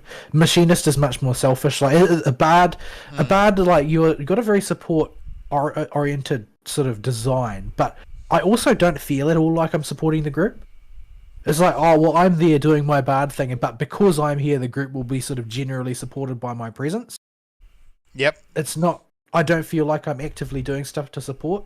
Like when I'm playing warrior, I feel like I'm actively supporting the group because I can give them heals, I can give them shields, I can basically do things to protect them, which is what a tank should do. But as the support range DPS class, it's just like my presence here on this battlefield is so glorious that people are supported by it. Yeah. That's all that there is. At least Machinist doesn't pretend. Honestly, Yeah, it's like I have gun, bang, bang, bang, bang. Machinists will occasionally use their tactics ability, and all the rest of the time they're just bang, bang, bang, bang, bang, bang, bang, daka, daka, daka, daka, daka. I wouldn't mind another support ability or some sort of support buff. I think that they will get one. I think that that's the easy way out for Squeenix to solve the Machinist problem that they've currently got, where the Machinist is just lagging behind all the time and everything, and therefore gets left behind on Savage because they can't do enough damage. They'll probably just cheap out and give them a group utility button. Yeah. That's what I expect that they'll do. I don't think that that's a good move. I think that they should overhaul Machinist instead to make it, number one, not have latency problems, and number two, actually do damage. Because if you're going to make those hitboxes that large, you don't need a ranged tax. Yeah. I'd like it to be a little bit more Machinist and a little bit less Gunslinger as well, but that's... Yeah, but without an actual Gunslinger class triggering a redesign, then that doesn't really make sense. Honestly, like, that route, to go that route, you would need to have a sort of like a summoner sort of position attributed to it. Yeah. Like, to make it more Machinist, you would need to add a Gunslinger to the game to steal its thunder. Mm-hmm. Summoner never fit dot mage, and once everybody else has a dot, you don't need a dot mage because that niche is filled dramatically. Honestly, and so they go back to making it a real summoner. Yeah, I kind of get the impression that maybe Machinists were kind of the first planned subclass for first planned job, I should say, for Heavenswood, and was designed using the old model, which means Gunslinger would have grown into Machinist. Yeah, but Gunslinger never made it live. Yeah. So yeah, you've got one Gunslinger in the whole world, and she doesn't really do a whole lot. Yeah, I mean, you could do a gunner class because FF has done it before, but it would be a hard sell for a lot of people, and there are a lot of people who like Machinist as it is. I think that the bloom would really need to fall off that flower. Like, I think they would actually need to sabotage Machinist first, which would make a lot of people very unhappy. And by sabotage, I mean just let it sort of go to seed, like kind of like it has, except worse. Yeah. Which is what they did with Summoner. Basically, they let Summoner become so banal that people didn't care when it got revamped. It got completely overhauled. Yeah. And by the time they did it, it was way overdue for needing it. The thing is that Machinist is very mechanically characteristic. Like, it may be thematically a little bit scattershot, no pun intended, but it's very mechanically distinct because it's the only one that has that ultra short GCD that you've got to jam tons and tons of effort into just for like quick bursts, and there's nothing like that elsewhere. So people would really feel that keenly if it was pulled out of the game. So you would need to redesign Machinist such that it kept that type of play, such that people's glamours still worked, I guess, as well. And by that I mean thematically it still has to be a guy with a gun and still somehow be very, very distinct from Gunner. Yeah. I'll be kind of surprised if they manage to keep up the pace of 2 new classes per expansion going forward Mm-hmm. because there's so many classes to balance already. But I think Gunner's probably pretty high on the list Yeah. of likely You could. things, and the machinist problem is the thing that stops it happening. Basically, so they would have to, in order for Gunner to happen, they would need to commit to machinist, and then Gunner will become like the dual pistols class or whatever. Yeah, and that's probably what they'll end up doing is even possibly moving some of the weapon art off machinist and putting that over onto the gunner. So let's face it, tiny pistols on the machinist do not work. They look really silly. Yeah, there are a few of them. Some people really like them. Yeah, But I don't. they look kind of silly when it does the other sort of when the machinist mimes some of the other sort of animations. Yeah, But large chunks of the weapon aren't there. the animations were designed with a shotgun or possibly a rifle in mind, but not a pistol. You know what they didn't design any weapon for with machinist? It's Peloton animation. Yeah, they're just sort of Yeah. like Ugh. sort of Huh. just gesticulates vaguely. Yeah, I think that aesthetically they could do with a bit of a rework to some of their animations, certainly. But I feel like probably what really bogged the machinist down, aesthetics wise, was that it feels to me like they didn't make a decision between long gun or short gun. Yeah, and they really should have. Yeah, they should have gone, okay, so this class is going to use like sawn off shotgun size weapons, or this class is going to use pistols, except that would tread on gunners' toes, or this class is going to use carbines. I think that would have been the right move, as carbines or sub carbines, and then stick with it, which is Yeah. what most of the weapons fall into, but only most of them. Yeah, not all of them. Actually, my favorite one is the favorite one that I've got, because there are other ones I don't have that I like as well. But my favorite machinist weapon that I've got is the one from Bahamut, which is basically a Bahamut themed grenade launcher. It is pretty cool. I like that one.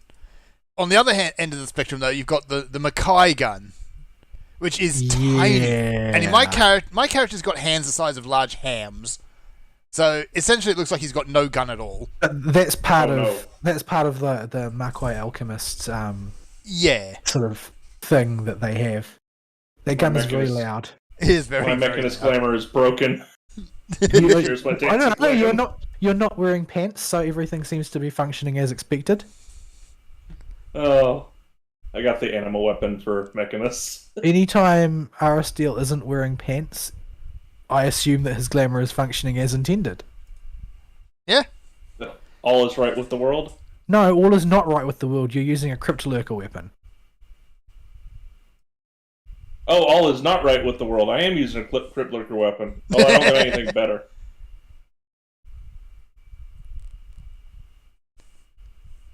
But yeah. Also got the Bard one.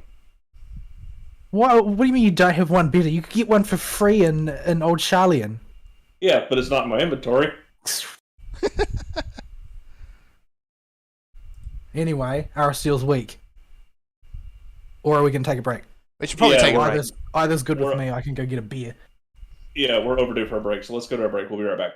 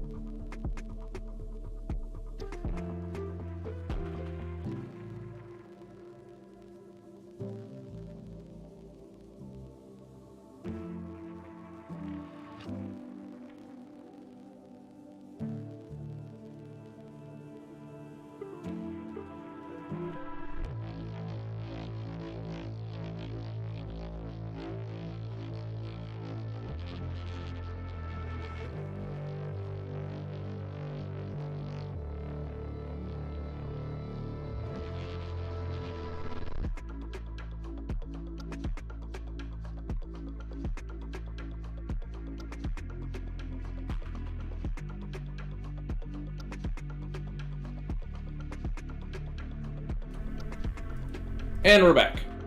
Yep. A little bit slow taking the music off that time. Yeah, and we're back. There you go. So, we were at the end of All's Week, I think. Yeah, I don't have anything else to talk about. So, I've only really got one piece of media to talk about. Work has been a pain in the butt. There's only one interesting story with work. I had to go to Emory University, and they have a brand new health science and research building. And they got like the biggest MRI machine on the planet that they got delivered there. Okay. And we had to go there for training to teach the people how to use the pumps we sold them.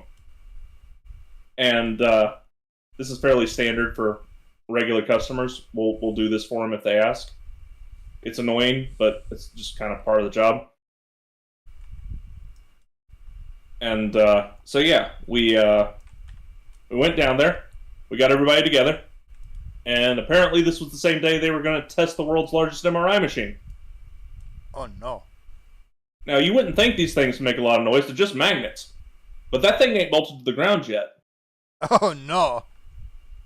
And it makes a lot of noise. So much so, when it's directly above your head, because we were on basement floor 4, and that thing's on basement floor 3, and there's a whole empty floor between that thing and the floor above it. So we're way underground, but all it's got dividing us and the thing is a very thin, incomplete floor roof right above our heads. And yeah, it was very loud. We could not do the training for a good hour and a half because they were testing this stupid thing. The vibrations. So we were sitting there just kind of tapping our feet, and we're like, we really could have timed this better. So that's the only work story I got. It was nice though. I did get to stand up straight for once. I took a picture because they got so much money. You have no idea how big a deal this is.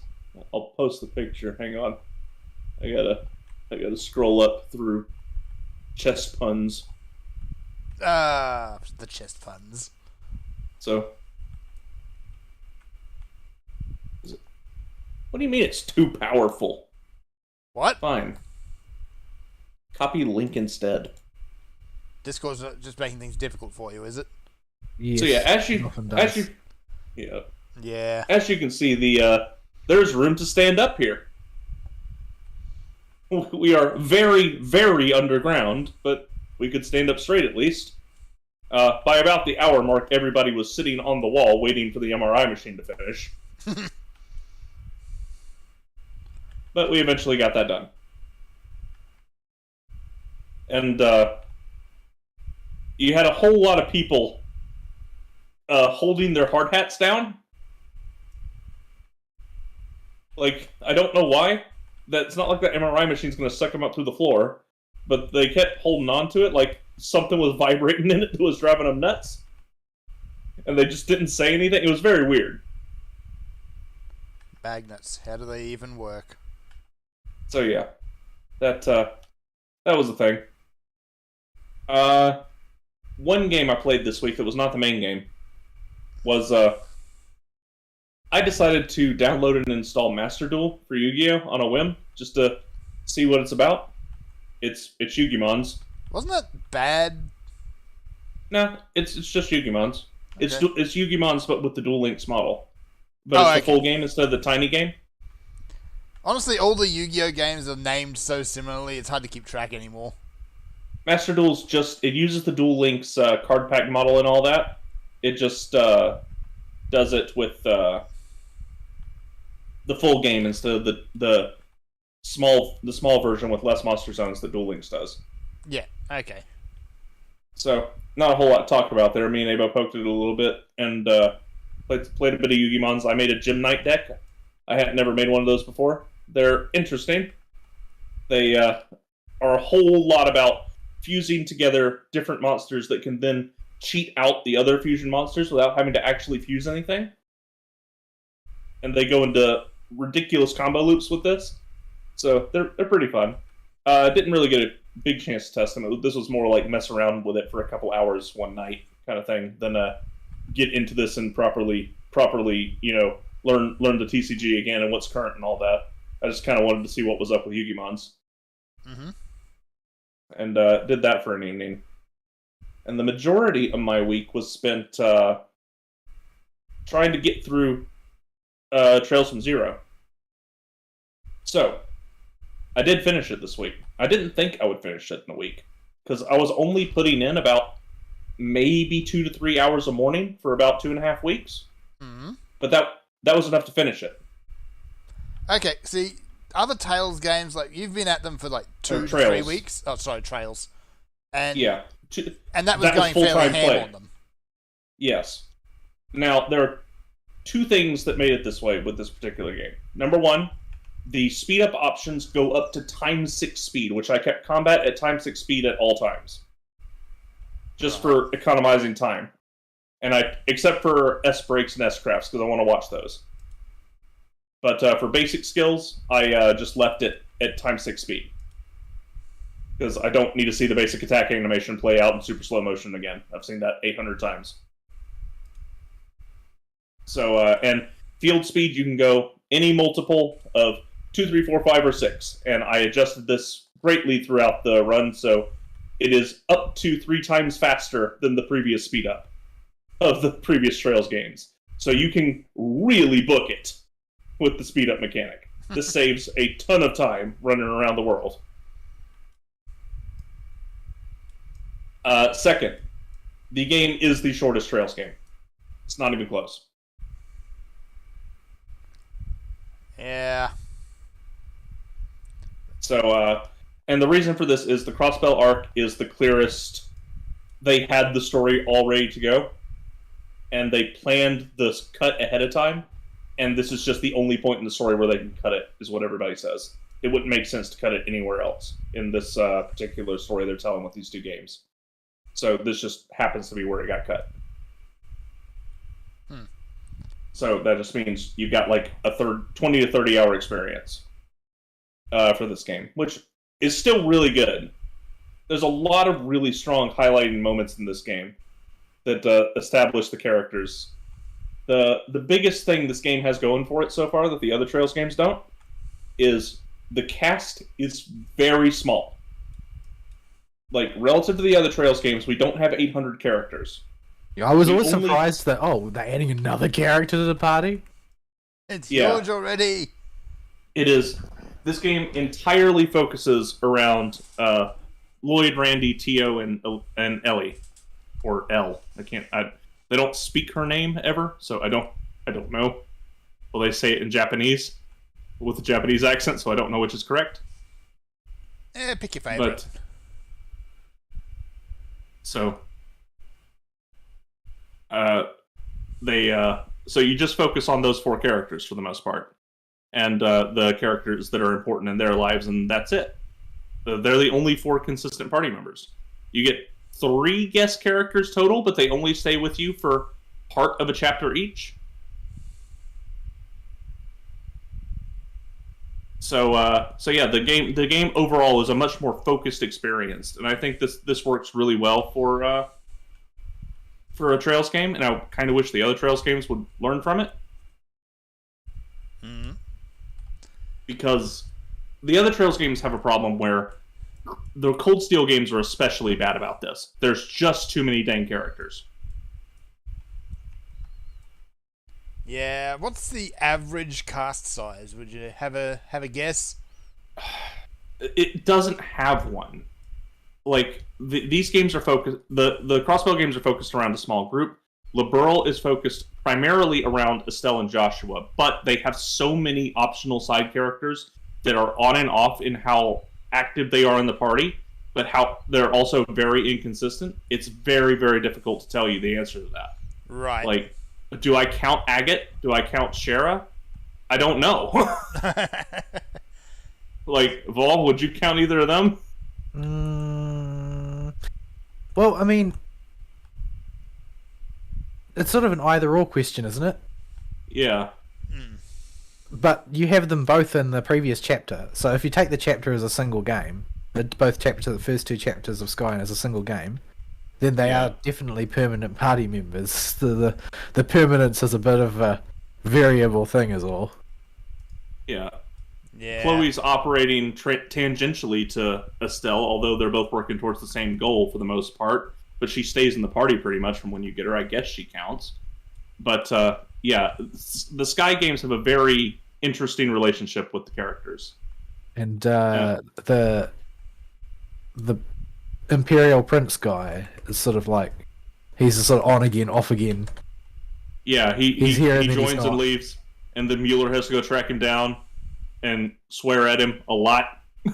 I feel bad for Mueller. He works really hard. Mueller is also canonically the best swordsman in the Trail series. Like, So it's like aside one from of- one Cassius. So he's probably one of the only people in the cast who could actually give Cassius a run for his money. Yeah, Cassius does not want to fight him in a legitimate fight. Like, so Mueller is the only person capable of keeping Olivier / Oliver in check from his usual antics. Well, he's a total Chad, so. Yeah, so those two are always a gem when they're on screen. They're not in Zero, but they are in Azure.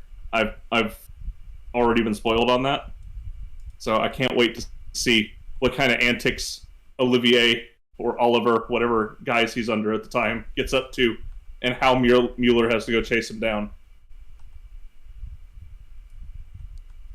That's going to be fun. The Crossbow games small group. The Cold Steel games have 1, 2, 3, 4, 5, 6, 7, 8, 9, 10, 11, 12, 13, 14 main cast members in just the first two. Okay. Whoops, these are a bit tough for me. And it's just too many. Yeah. Most JRPGs, they tend to stick between 4 to 8 characters. Yeah, this is Cold Steel's biggest problem, is it does not have the time to develop any of these characters nearly as much as the Crossbow or Sky games do, because there's just too many of these guys. Or Yeah. the main character at all. Yeah, like, Rain is literally just there to be an accidental playboy. Yeah, the description of the way Reen is executed reminds me a little bit of Van from Final Fantasy 12. Where he's a plot tumor. He's basically just a spectator to everything that's going on. Yeah. Like he may be the quote hero unquote, but it's only there because there are other people around who are doing things that are interesting, and he happens to also be there. Yeah, Van brings the characters together, but after that, he might as well just leave. Well, Rain is still a facilitator and a player in all this mess, but it's so forced in a way, is the best way I can think of it. Mm-hmm. He's like, oh, well... Oh, we forgot we left the... Hang on. Did we miss We one? gotta go back. Yeah, we left one on the ground. Oh, Probably the one... We gotta go find it. Dawan. We dropped a rock in this dungeon. And Ring, while central to all the events going on and a key component of all of them, is just kind of forced into it. Mm-hmm. Like, oh, you are the chosen one. The curse is going to affect you. You are the... I found it. Banjo Rock. Yeah. And it's like, yeah, that's all important, and that makes him a part of the plot, but that's all Reen is? Reen doesn't really get to be a character? They They could have just lean a easily little- put that onto someone else who was already there. Yeah, they lean a little too much into the... going the pseudo rom-com route with whatever waifu you want. yeah. Well, I mean, and, that's the thing. Like that from the outside, when you describe Reen's character, the only things that I think of as being characteristic of him are he's the main character and he's a playboy and he gives lewd head pats. Yeah, Like, those are like his entire character. like, he has a story and plot beats, but it just rings hollow the whole time because it's just he is the chosen one in 50 different ways. Blah. So I just can't care that much about Reen or his classmates because very few of them get enough time to really develop. Like Emma does, Elisa does, Ulius and Machias do, and that's it. Just like picking a waifu route in that game, like create a character development subplot. You do get to see a lot more about the character that way. I gotta talk to Adish here before you start the next one. Okay, I'm good now. Um, yeah, it does. It does tell you more about him. Lloyd, by contrast, is very clearly shipped with Ellie, and I like that better. It gives you more character development room. Like I think that social links and persona are now a detriment. yeah, I don't think they're a good plot device, and I think that having waifu options in a JRPG makes it worse definitionally. you can choose to instead have a bonding event at that scene where they get together with Tio or Randy, but it's not a romantic one at all. Obviously, Randy's a guy, and there's a whole mini plot around Lloyd trying to convince his sister he's not gay.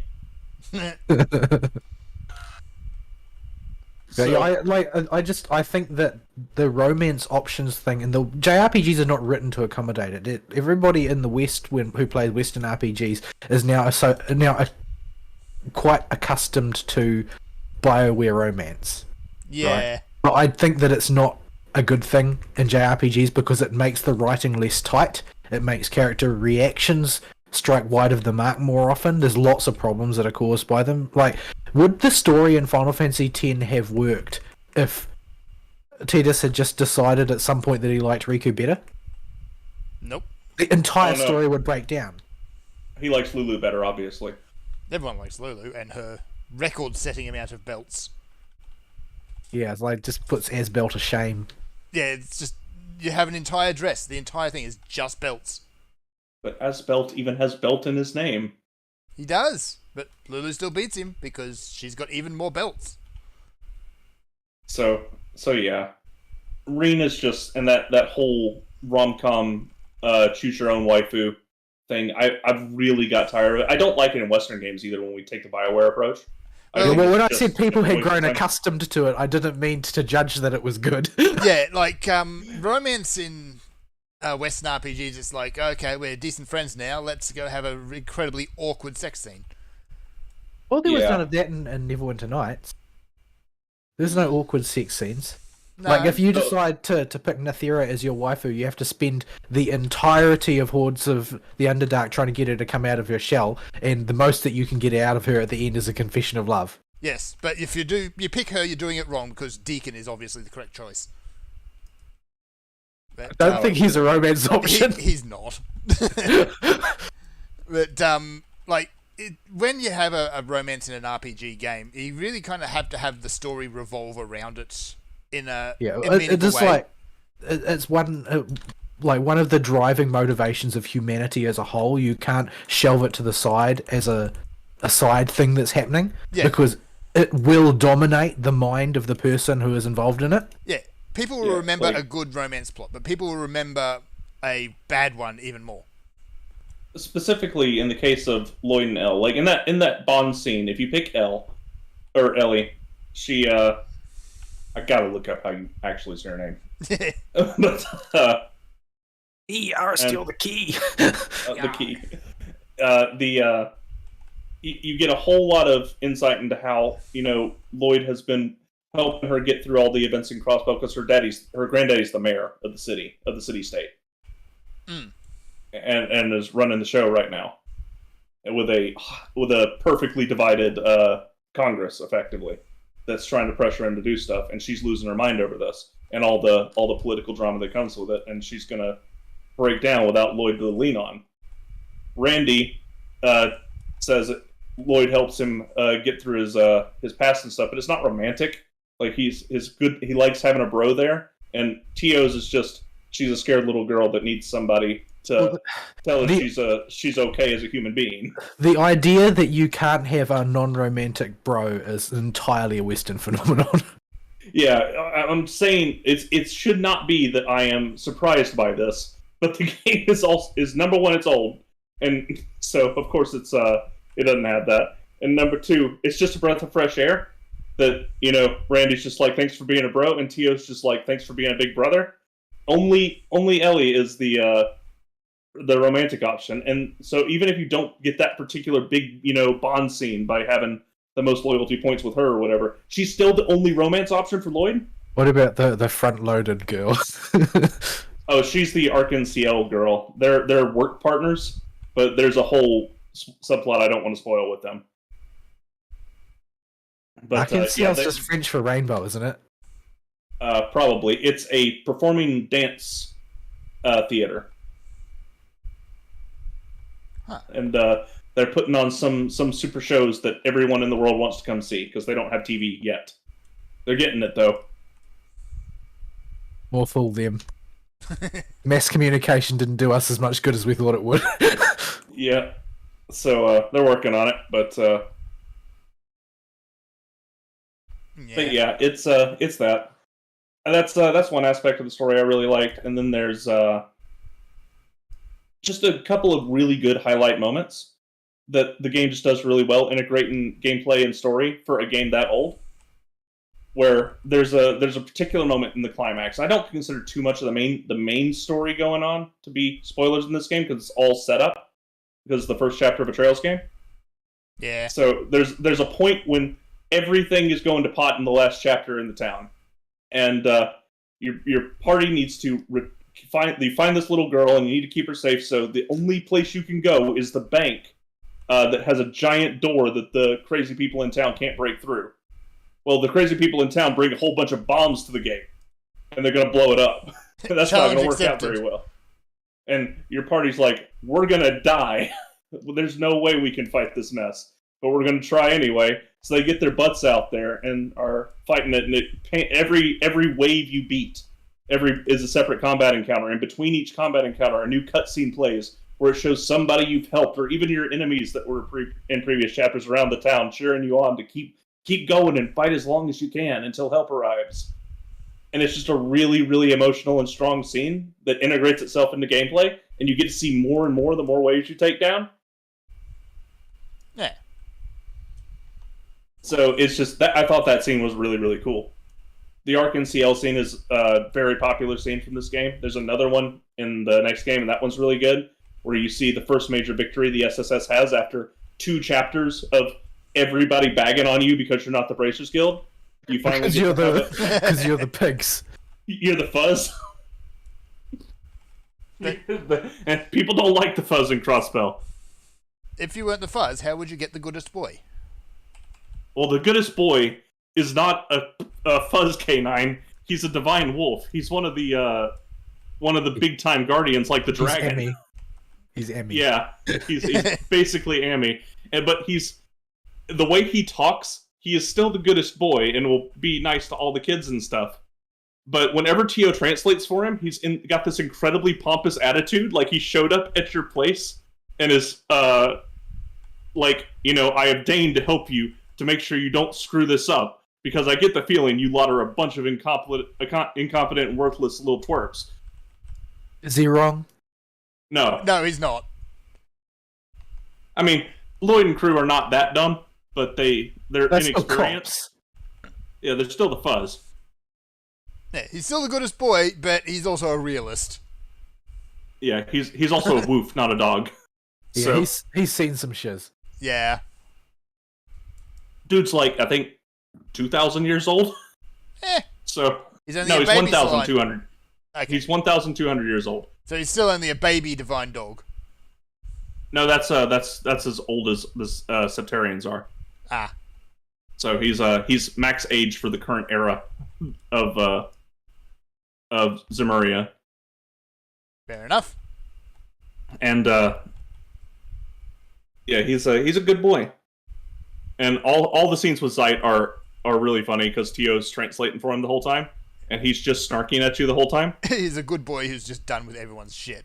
And Tio just sees no problem directly translating all that snark like it's totally normal. So it's very good. Nisa did a good job unzoomering the game in general. I did not notice any obvious zoomerisms. They seem to have all been removed. There is no "that was a bruh" moment. Yeah. They have gone through and carefully taken those out. They've rewritten all the chess messages. They're not the fan-supported ones anymore, but honestly, I like the bad puns better. So we could just keep those. I feel like I saw a Zoomerism in the Hildebrand quest line this time, but I don't remember. I remember there was a line in there. I don't remember what it was, but something made me cringe. Yeah, I don't remember that too. Someone called something lit, I think. I don't know. I really don't remember what it was because I wanted to forget. But it was something. There was at least one line in that quest line that just made me cringe. Yeah, and not in the way a Hildebrand quest line usually does. Yeah. That said, it was a great chapter. I enjoyed it very much. It was just absolute madness from start to finish. It was great. Yeah, I wish I hadn't done it after work, so I could have been in a better mind. I gotta drain the poems. Hang on. Yeah. I wish I had done it after with a bit of a fresher head, because I'm having trouble remembering the specifics of it. I did it all right after work when I was tired, and I just did it because it was new stuff in front of me, and I was too tired to think straight. Yeah.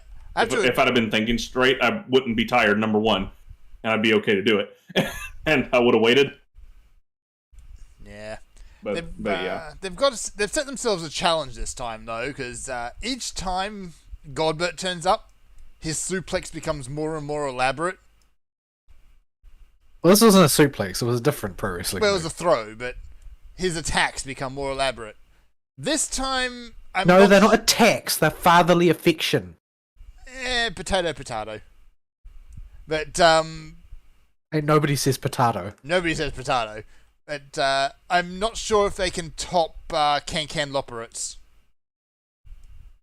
Yeah, I kept looking to see if we could trigger that outside of the game. Or outside of the cutscene. I forgot to check, but are those nose holes there afterwards? I don't know, actually. We should probably go and look.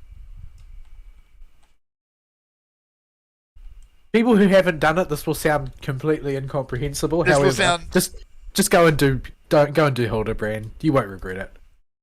Or if you do regret it, I don't want to know you. Let's see. There is Mount Rushmore. You ever see that episode of Courage the Cowardly Dog where they pick Lincoln's nose? It's basically that. Yeah, it's that. I didn't watch much of that show because I found it was deeply unsettling. It was pretty weird, yeah. There's a lot of that Nickelodeon stuff. Like, I feel like it went through a phase of it was just horror to me. But nobody seemed to recognize it as being horror except me, so I didn't say anything. Well, Courage was supposed to be like Baby's first scary show. Yeah. But I felt like a lot of the characters were just kind of horrific.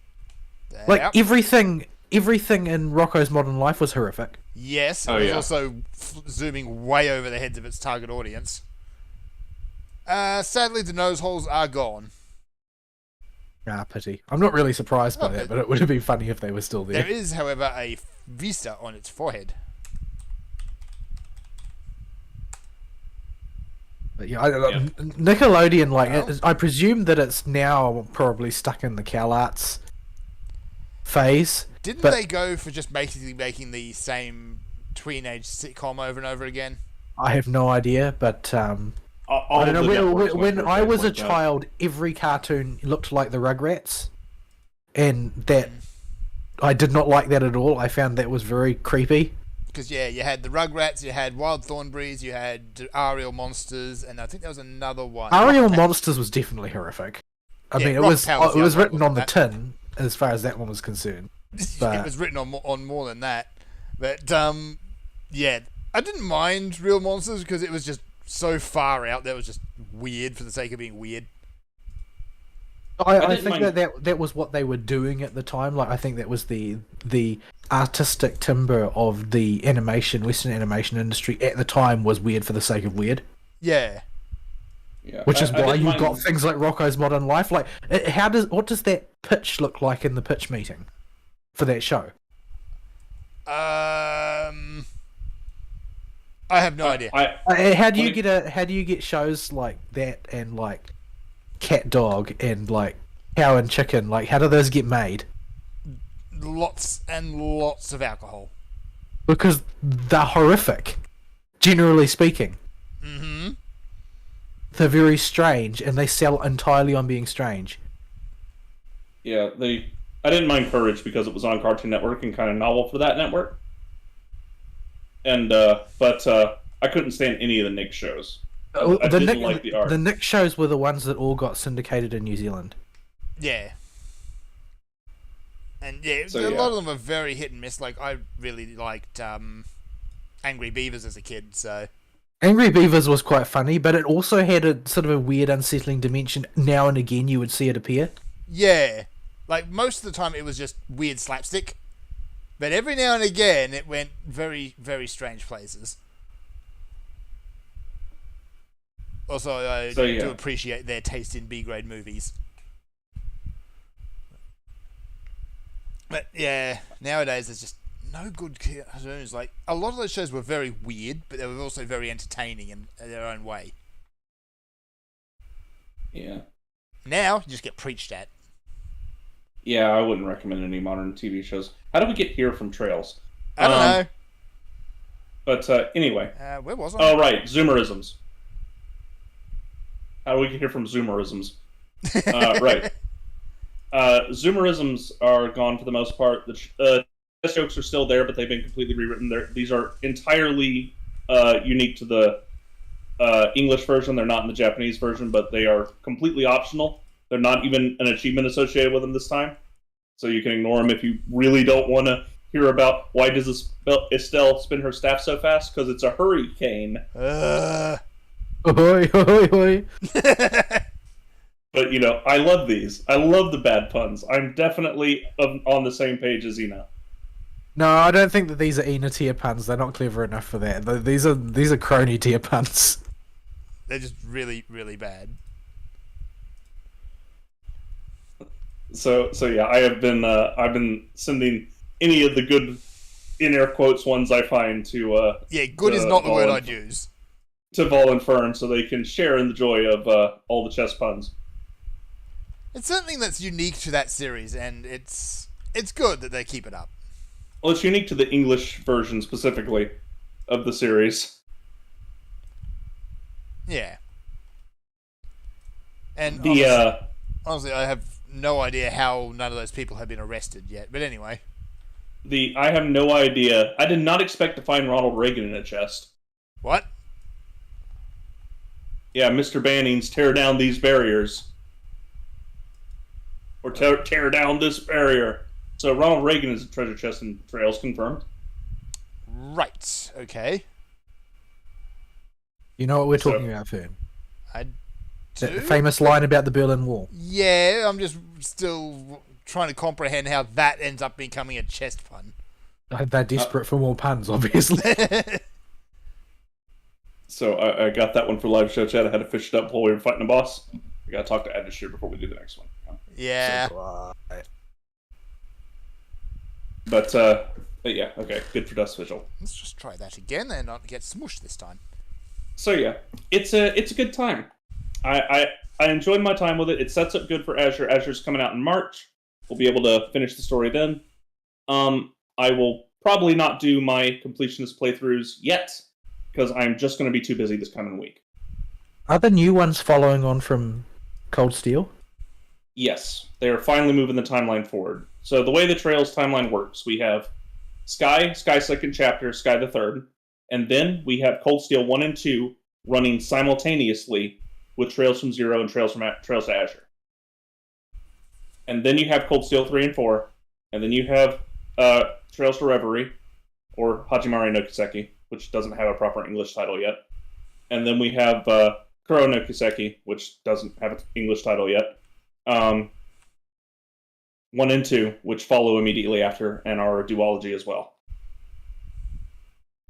And by all appearances, Kuro no Kiseki returns to the Crossbell model of not a ridiculously oversized cast. They have gone out of their way to prune the cast back, it looks like. Where the only returning character from Cold Steel is Fee. That's probably a good thing. It was getting a bit silly. I'm not 100% behind either model, to be honest.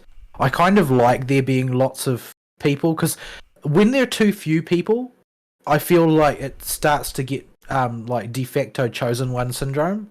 Like, oh well, there might be some plot reason why the main character is the chosen one, but the people that are around him, like it's like the chosen one and his posse are just the warriors of light every time, and no matter what situation they go through, they're still the warriors of light, and everybody likes them or doesn't like them depending on what the plot demands, and so on. The sort of the coming and going traffic, of Trails in the Sky, like it made the party feel more real to me, like that it was an actual coincidental group of fellow travelers as opposed to the hero of light and his posse.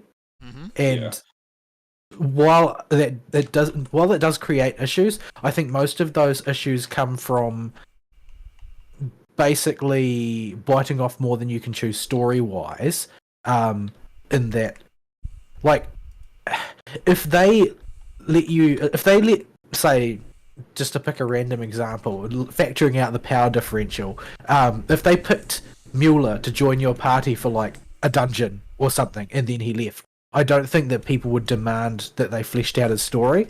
The problem is that they let them hang around too long.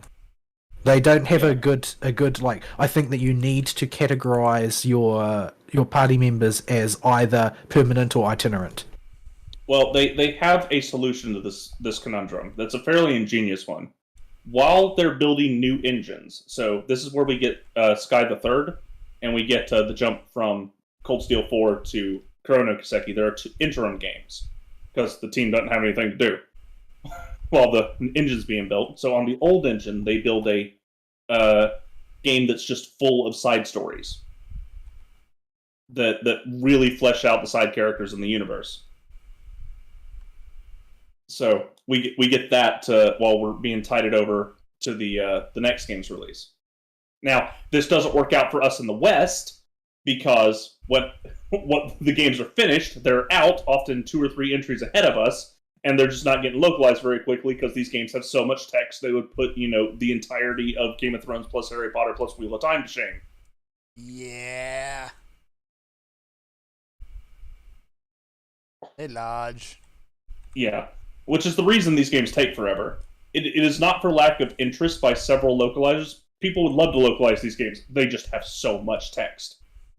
Yeah, it's going to be an expensive job that probably won't pay for itself or will struggle to do so. And it's just going to be a huge amount of raw time is done.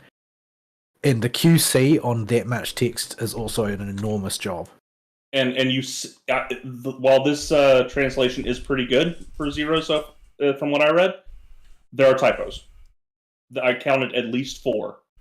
Yeah, I mean, you see that in any like text-heavy game. Like there is a massive number of typos in, say, the FGO script, like a huge number, and it's just because they are trying to translate a incredibly large amount of often very obtusely written text under a really pressing time limit.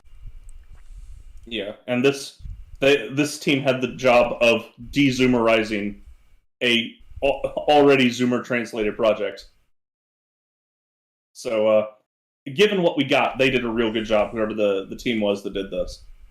I'll take a few typos and 1 or 2 rando NPCs that accidentally got their lines not translated. But they did a real good job with the localization in general, of making sure all the road signs actually say in English on them where they go to and stuff.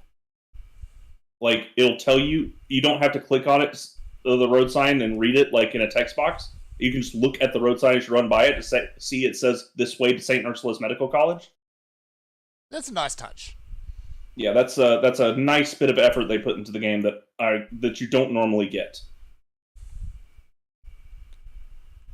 So they get a few props from that. And all the signs in town and the stuff over the stores has all been translated to English.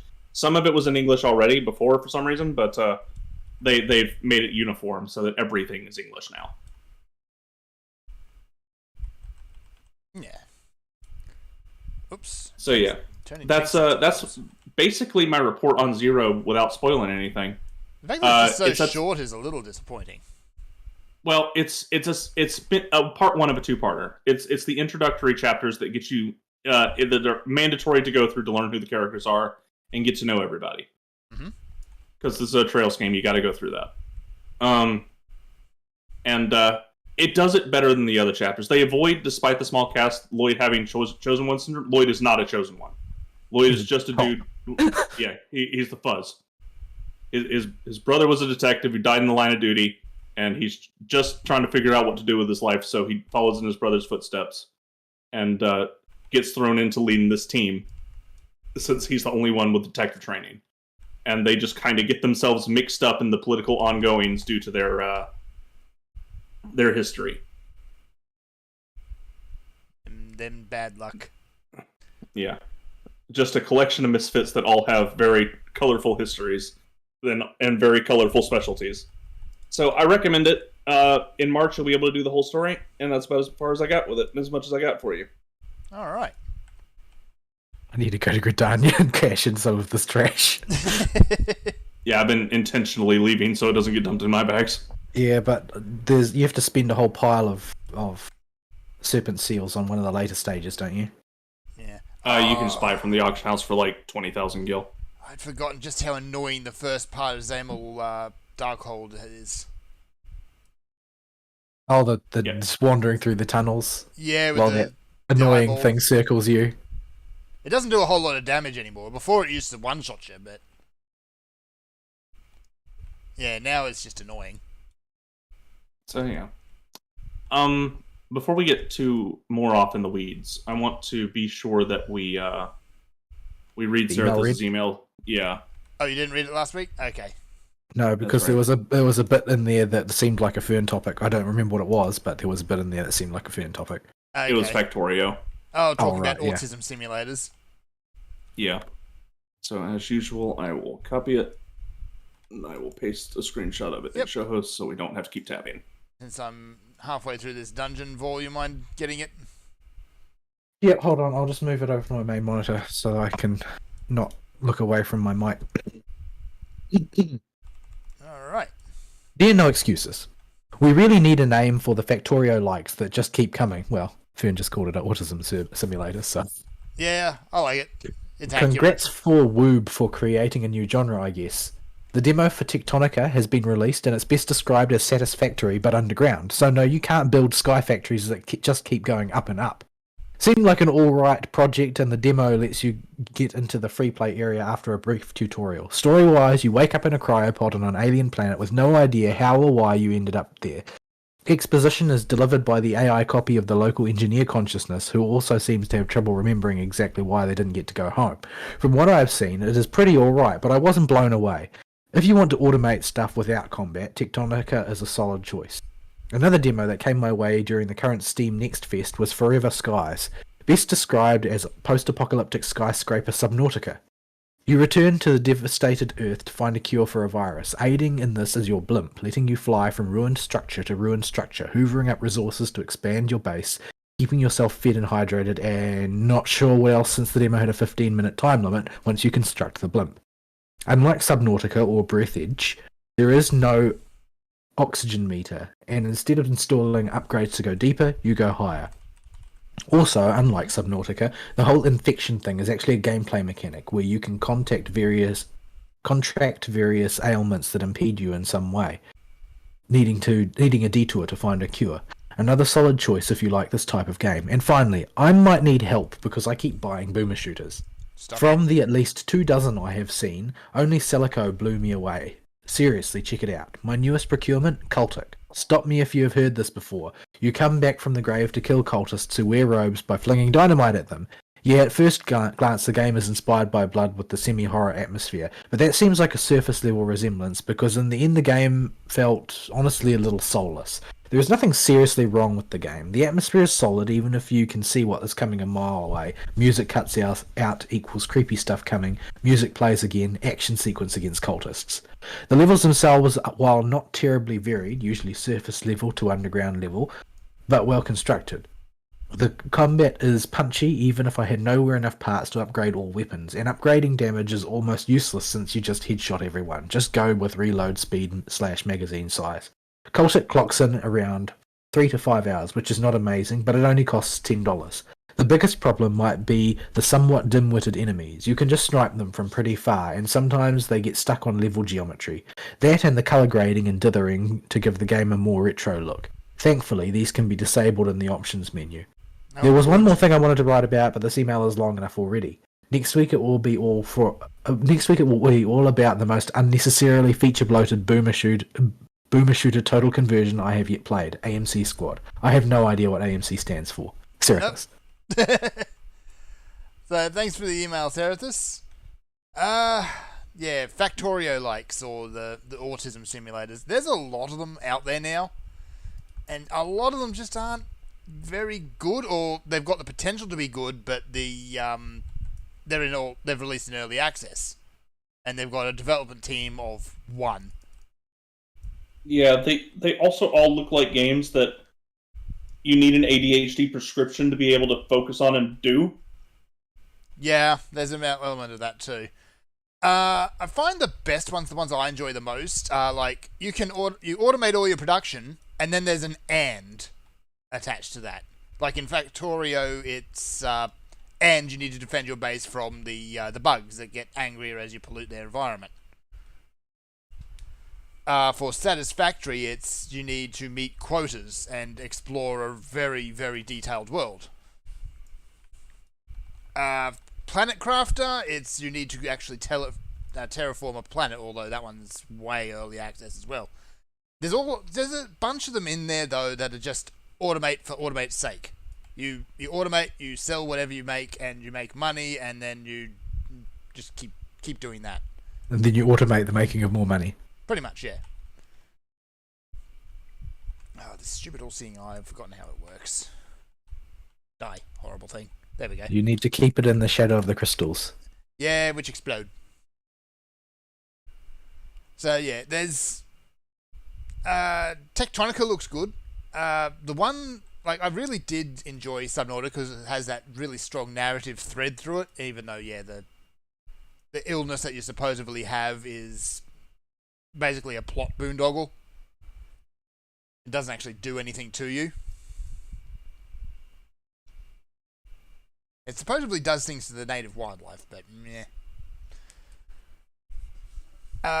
Below Zero kind of addresses a lot of the concerns I had with Subnautica's plot, which is that a lot of it was just written logs. But I think, yeah, they may have gone too far away because they give you an AI companion that does not shut up. And your player character keeps banging on about his sister all the time. So it's just, no, stop, shut up. But anyway. Speaking of, before I forget, there is no sister shipping in the Crossbell arc. Thank God. Your sister is number one, it's Lloyd's adopted sister, as in she was the fiance to his brother who died, so not even an adopted sister. And that puts it in an even riskier position, if you ask me. Yeah, because we've all seen that anime. So her goal in life is to be retarded and try and get Lloyd hitched with something that's warm-blooded and preferably human. These are not high requirements. Not for her, but Lloyd has to repeatedly tell her, no, he's not gay. Right. At least put some boundaries in place.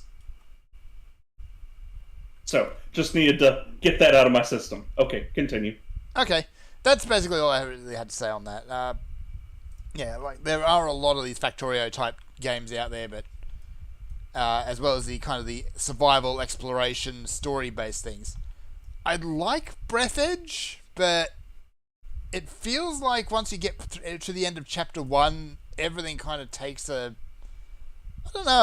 turn for the stagnant is probably a good way I can say of it. It's like you get through Chapter 1, and then Chapter 2, it's like, it's just more of the same. With slightly worse audio quality on the audio logs you find around the place. Because they were recorded like 3 years apart. So, Yeah, not a bad game by any means. It's just, yeah. As for boomer shooters, I've got honestly nothing to say because, yeah, there's a lot of them lately. It's nice to hear that people are having fun with their genre of game. It is not one that I am ever been particularly invested in. Yeah, the cultic one he was talking about does look exactly like Blood, and the dithering is horrific. I don't know why developers keep doing it. It's just like retro, but retro looked I can't imagine anybody actually plays with it switched on. It seems like an artist conceit only. Yep. Because it really makes it look eye-gouging. There's a few games I've actually found which are going for the retro look to the point where they'll apply a CRT filter over the game. Oh, I hate that so much. Yeah, and it always looks awful. And it doesn't look anything like playing a game on a CRT either. That's the thing. That's exactly right. When you're playing on a CRT, yes, there are CRT scan lines, but the way the CRTs work, when you're sitting in front of them, because of the way the light comes out of them and the type of glow they got, you don't notice it. If you're seeing the scan lines, you're sitting too close. Yeah, when I was in not high school, when I was in university, there was still a trend that people who are high def fanatics would not use LCDs. They would always use CRT because it was regarded to be the best quality. Yeah, those people were wrong. Well, they were right at the time because those early LCDs were crappy. But what I'm saying is that this making it look crap so it's more like a CRT doesn't hold water. And it's never, when even they apply this filter, it's never like a good CRT. It's always a CRT that's been sitting in the garage for 3 years. It was made in the Soviet Union or something. Yeah, they're just a crap CRT. Like, you don't need to make your game ugly. Please stop it. Well, I keep telling them to stop making their women ugly, but that hasn't stopped them either. Yeah, just don't make your game ugly, unless it's like something you're specifically going for. Yeah, we killed her before Don't she go went for above the wall. that. Don't go for ugly. I'm sorry. I don't want to see ugly. That's the problem with a lot of the boomer shooters is they are just ugly by design. Everything is brown. Brown. Everything is brown. Hey, you got the Gala kitten. Nice. Alright. So thank you very much for your email service, but yeah. I don't know why, we're just seeming to have a boom of boomer shooters. Oh, it's just another one of those trends. There's so many of them. Are Yeah. they still making like 15 new survival games a day? No, they've slowed those down. Yeah, it's one of those things. And even then, boomer shooters have always had a trickle of indie projects going forever in my whole life. Yeah, everyone remembers the Doom clone era. Yeah. At the time when it was like really going, everyone was kind of doing the Halo clone instead, or the Call of Duty clone. Well, that didn't stop the boomer shooter indie scene. It's just always been there and always going. It feels like. Yeah. Well, I didn't feel like they were always like purposefully aiming for the boomer shooter aesthetic though. Yeah, like they were just like retro shooters. They weren't like, oh well, this is obviously trying to look like all of these other things. Yeah, that's how we ended up with things like Serious Sam and Painkiller and stuff like that. The really fun ones. Yeah, because they were rebelling against the military simulation trend. We'll not talk about how Painkiller had a sequel. Painkiller didn't have a sequel. No, it didn't. So yeah, got to get my circle strafe on.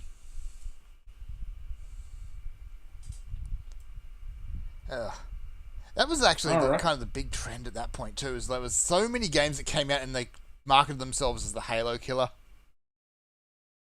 Really? I don't really remember that being the case, but I guess I didn't really consider Halo to be victorious in any way because I thought it was incredibly mediocre. I forget what it was called, but there was a game I did pick up at some point. I don't even remember where or why I got it. I think it may have been a freebie at some point, but on the box, they marketed themselves specifically as the Halo killer.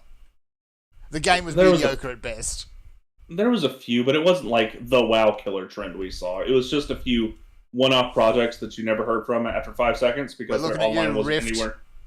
Yeah, their online wasn't anywhere near as robust as what Bungie had put together back for Halo 2. Oh yeah. Because that only mattered in Halo 2 era. I feel like Rift's goodwill will probably outlive Blizzard's. No, they're owned by GamerGo now, where MMOs go to die. Yeah, well, I think that the best that WoW can really hope for is to be as successful as Rift at this point. Because nobody seems to care. Like, I keep seeing people trying to rustle up some enthusiasm for... Everybody calls it Dragonlance, so I'm going to call it Everyone's Dragonlance. calling it Dragonlance. But, yeah, it's like, even it's people who are the most ardent supporters, that their hearts just aren't in it by the sound of it, honestly. Yeah, they really seem like they're feigning enthusiasm rather than actually enthusiastic. Like, they can point out decisions that are genuinely good, but just because Blizzard makes a genuinely good decision doesn't mean that the game is good or that the decision is not late. Yeah, here's one good decision. Here's 10 bad ones they made. Yeah. I don't know. I don't think that... Oh. We'll have to see how people jump onto the new expansion. I was pretty sure that Battle for Azeroth would kill WoW completely, but... Yeah. WoW has a lot of HP, as it were. It takes a lot to bring it down just because it's got too many people. They're also used to that TikTok of success in expansions.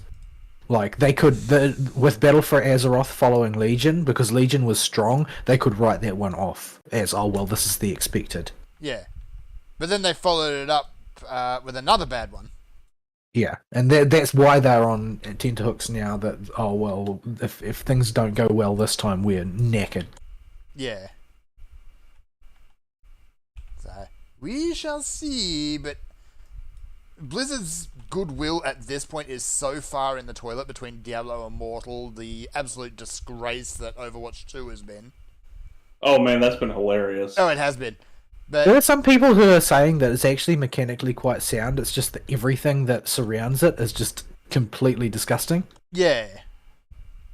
And the thing is, that it's probably not, in a sense. Like, it's probably bad in context, but most of the sort of the evil stuff that they're doing is probably less evil than League of Legends. It's just that League of Legends didn't take away something people already had. Yeah. Like, Blizzard is incredibly insistent on doing. Like, they didn't learn any lessons from Warcraft 3 at all.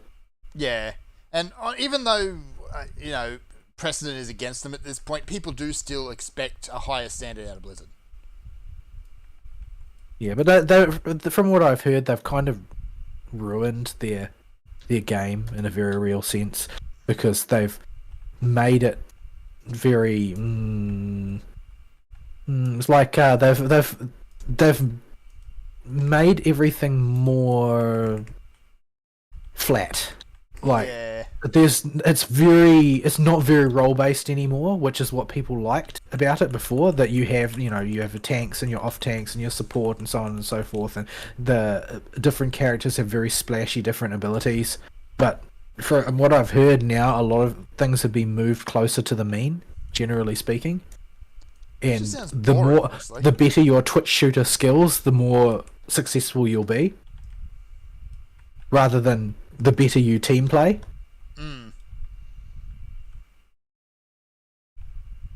That. That's just stuff I've heard. I haven't tried it out myself, and even if I did, I wouldn't have context, because I did. Even though I own it, I've never even once played Overwatch 1, and guess what? Now I can't.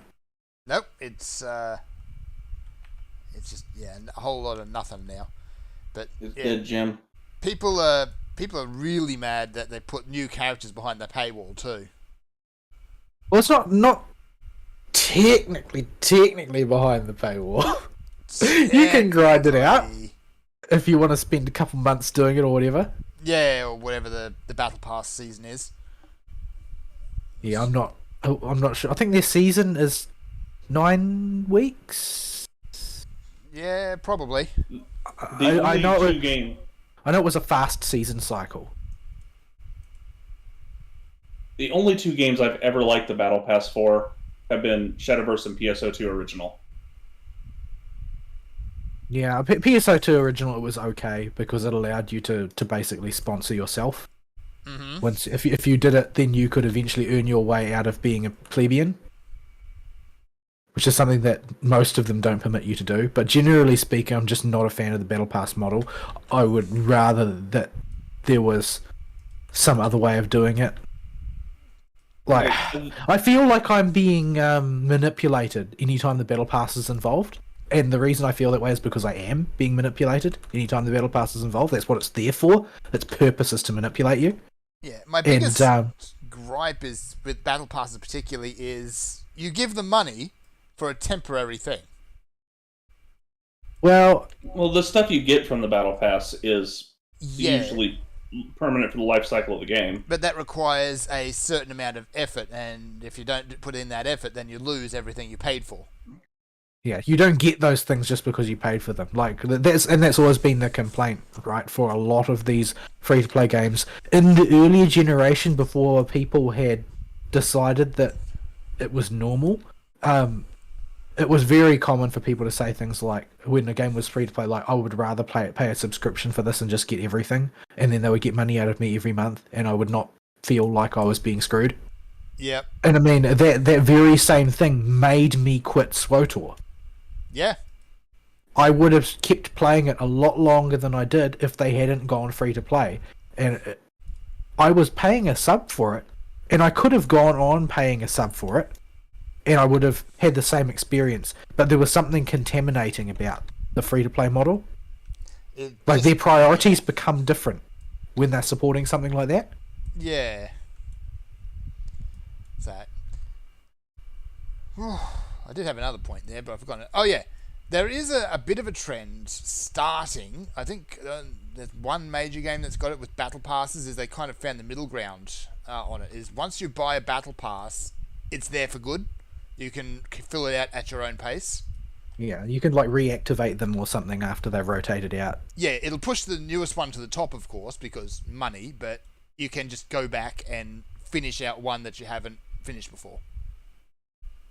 Yeah, but a lot of the thing is that a lot of them are also like plugged into dailies, so you actually are still going to be hooked into that machine because you can only do your dailies once a day. You can only do your weeklies once a week. So if you want to go back and fill out an old battle pass, then you aren't filling out your more recent battle pass. Yep.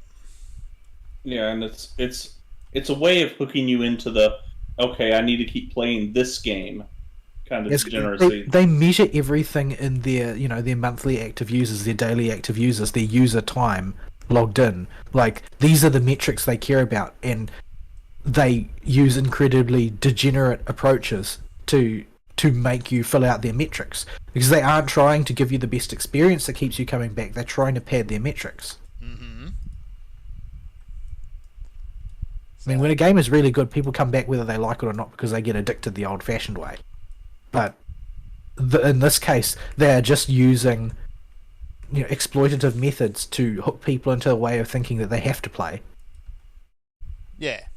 Like, the thing with an addict under the old model was that they never felt like they had to play. Maybe psychologically they had become dependent and they did have to play, but they didn't feel that way. They didn't think that way. Whereas now in the new world of dailies and weeklies that every single game has, people feel like they're going to fall behind the second that they don't toe the line. Even just the mobile game model of missable events always going all the time, it drives me nuts. The fact that people absolutely adore it also bothers me. Like, there was a huge debacle when the FGO team announced that they were moving away from that, and that they were going to reduce the number of events and have them longer.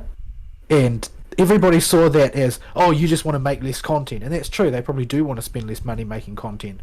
But what that ultimately means is that what people wanted was that constant rotation of some new shiny that they desperately had to scramble to grind for. Yeah. Yeah, which doesn't seem healthy at all. It seems like that is something for mono gamers that have no job. Yeah. Got to bank on that fear of missing out. So yeah. Deeply troubling. Do we have any That was- news this week? We have last week's entire news segment. If anything jumps out to you, Not particularly, honestly. I mean, what people, most of the stuff that people have been talking about this week are things that I don't really understand very well, like changes in Twitch policy and that. Apparently Twitch has been doing their long-time streamers dirty again. But, you know, it is also... Yeah. The sky is also blue, so... Yeah, that is just how they do, I'm afraid. Yeah. It's like, yeah, and how is this anything new? You've got some fun screaming going on at the moment, like the fact that the the Twitter purchase is going ahead. If you're really interested in that, I am both elated to follow the news of this because it's funny, and terrified of the implications because Biden has got involved. oh no, He has suddenly taken an interest in investigating, or his administration has. he probably Biden thinks doesn't it's do some... any of these things. Biden just eats his old person pre-mashed food and makes burbling noises in his milk. He probably Like- thinks they're talking about a bird bath or something. But It's been fun, especially when Musk has announced that he's going to be taking the fire axe to the overly I bloated... don't know why that people are surprised by that. He told us this months ago. He did! And yet, He said that he was actually looking at just sacking everybody because when he visited the office, he didn't see anybody working. yeah, the company is so horrendously bloated with useless people at this point. Managers managing groups of managers who manage groups of managers. Yeah. Not to mention staff who just vanish for whatever reason at the drop of a hat. Or who work maybe an hour a day. My inventory's full again. So, yeah. It's been fun. I have the shiny booby staff. The booby staff. So it's just been so much fun watching the whole circus go on. Well, I mean, by turns, it's fun and depressing because I mean, how did we get here? Yeah. Like, what have we done to society? all you Twitter people, go back to Tumblr where you belong. We can ignore you in safety over there. Twitter's it's an awful place. I just use it as a headline aggregator. The people that I follow are serve to filter the headlines that I see, Yeah. so that I don't get stories about the Kardashians and I do get stories about current events. Fern, where are you at in the game? Where am I at? When you Are come you- out as a male Darkhold, where will you be? In the... Oh, no. This is probably a good thing. I'll be in the squadron headquarters. You'll be showing. You want to show off your staff, don't you? That's what's going I on. want to show you my very voluptuous staff All right. and show the listeners. Limsa Aft Castle. Appropriate. Yeah. The ass castle. All right. There has been also an ongoing story that has very little information that's hard evidence. Nobody's bringing receipts. With the original voice actress for Bayonetta, Helena Taylor, making a stink on Twitter. Yeah. And the more information that comes out, the less favorable I'm viewing.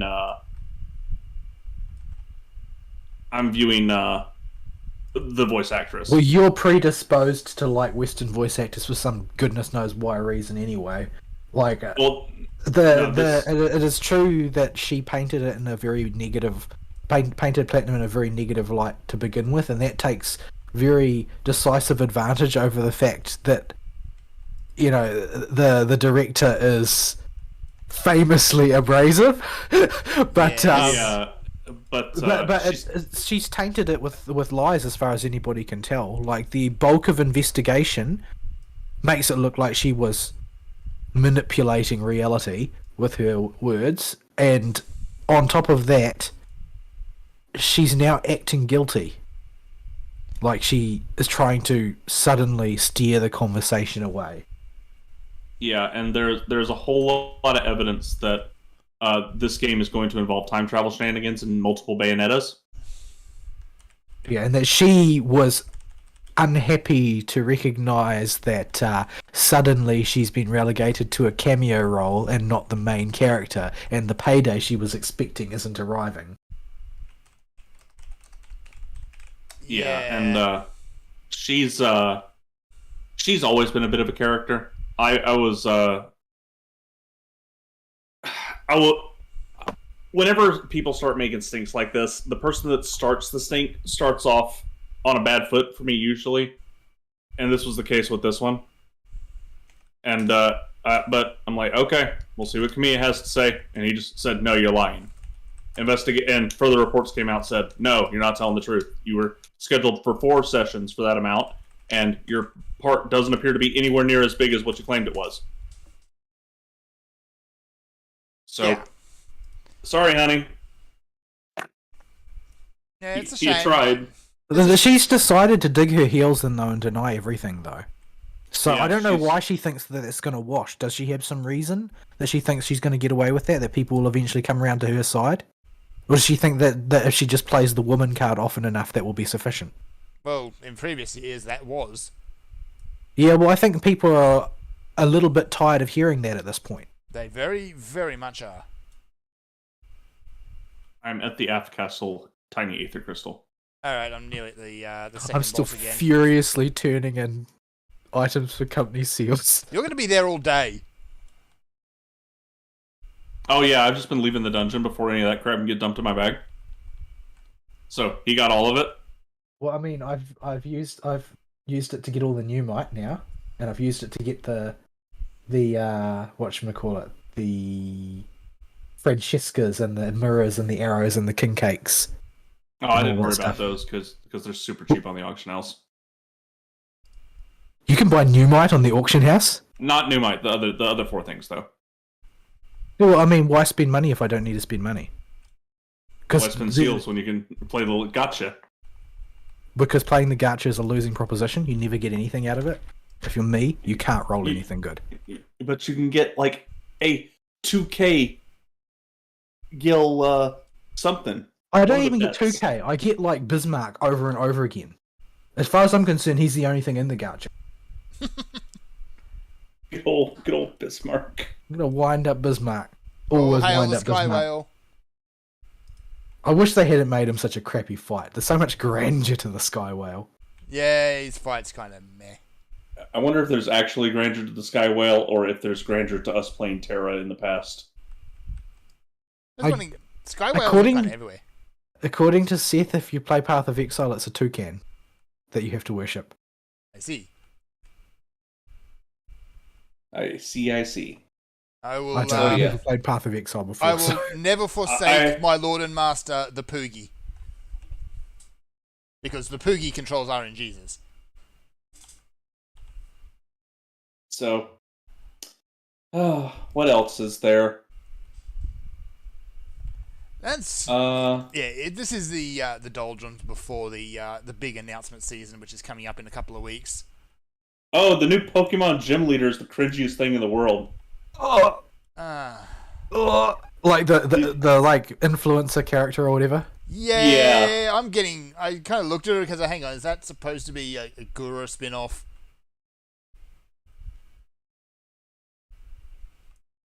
It's actually not as cringy as some of the people commentating about the new games being told no repeatedly by Nintendo, so that's been fun. I won't go too into detail on that though, but headcanons exist. Yeah, headcanons about sexuality exist specifically, and people get mad when theirs isn't correct. Yes. And they are totally delusional. It- That is a dangerous proposition, though. Do not tell a fangirl that her favorite character isn't gay. That her ship is sunk. I just don't even want to think about the whole concept. It's like I don't understand what your obsession with characters being gay is. Yeah, it's not. My mind just sort of shorts out trying to comprehend it. Not a discussion I really want to get into right now. It's like a safety circuit breaker or something. Anyway, So- speaking of that, Fernie still in Zamail Darkhold? I am. I'm in the skeleton room. The skeleton. So I don't know if he'll get out in time, but we will see. Alrighty. I think that's all I got for the news. Unless y'all got anything else. Seems like it is about it. Yeah, that has probably been the biggest topic in gaming that I've seen over the past week, is that continuing to develop. But I'm with the people who have concluded at this stage that everything that has fact content at this point in the story has probably already happened, and everything else that happens is going to be e-drama. Yeah. Mm-hmm. Yeah, that's not on you there, I'm afraid. Yeah, I can't think of anything much else. Oh, the Elden Ring has got a pretty major update that changes the way it plays that people are mixed feelings about, but I think is an overall good thing. I heard that it was generally to weed out toxic builds from PvP and let people still do whatever they feel like in PvE, which seems roundly like a good thing, and suggests to me that people who are mad about it probably were trolling. Oh, yeah. PvP. Yeah, Dark Souls PvP has always devolved into, at the quote-unquote high-level Dark Souls PvP. What does that mean? What does high-level Dark Souls PvP mean? There were people in Dark Souls 3, there's a specific point after one of the bosses where they would set up a bunch of glowstones in this circular area with no enemies and set up a fight club. And there was always a fight club going. And if you invaded a world with a fight club, you had to play by the fight club rules or the entire group would just gank you. They had this established set of tournament rules of determining who was the winner in every fight club, and the people that played in these took them very seriously. And were a bigger chunk of the community than you would think. That's fantastic. I love Everything about this sounds alarming. Yeah, it's great. It is the way they work, because I walked into a few while I was trying to get my invasion trophies in Dark Souls 3, is one guy will be the ringleader running it, and he'll be the host, and he will point to one invader, and then he'll point down at the ring of glowstones, and that guy jumps down. Then he'll point at another guy, and that guy jumps down, and then they fight, and the loser gets disconnected, and the winner stays. And then he points at another one. Extremely weird and cultish. It does. Then the winner stays in the pit, and then he points at another guy, and he points at the pit, and the new guy jumps to the pit, and they fight, and the winner stays, and this repeats. Dear. This reminds me of people who play things like Call of Duty and yet insist on using full military terminology. And should you break the rules of the Fight Club, all of the spectators will descend upon you and force you into the pit. And they burn the heretic. And they will pelt you with ranged attacks while the guy in the pit murders you. Sounds extremely cultish to me. It's great. I observed this firsthand multiple times. Were you the one being purged? No, oh yes. But I was also playing along for a little bit until I could get a spectator away while they weren't paying attention and get a free kill to make progress on my Chivo and then get murdered. Because I don't care about your stupid house rules. That's awfully dishonorable of you, Ari. It's Dark Souls. Yes, it is. Yes, it is. What do you want from me? So yeah, I don't mind the whole idea of splitting balance from PvE and PvP. It's probably something that honestly should be done a lot more.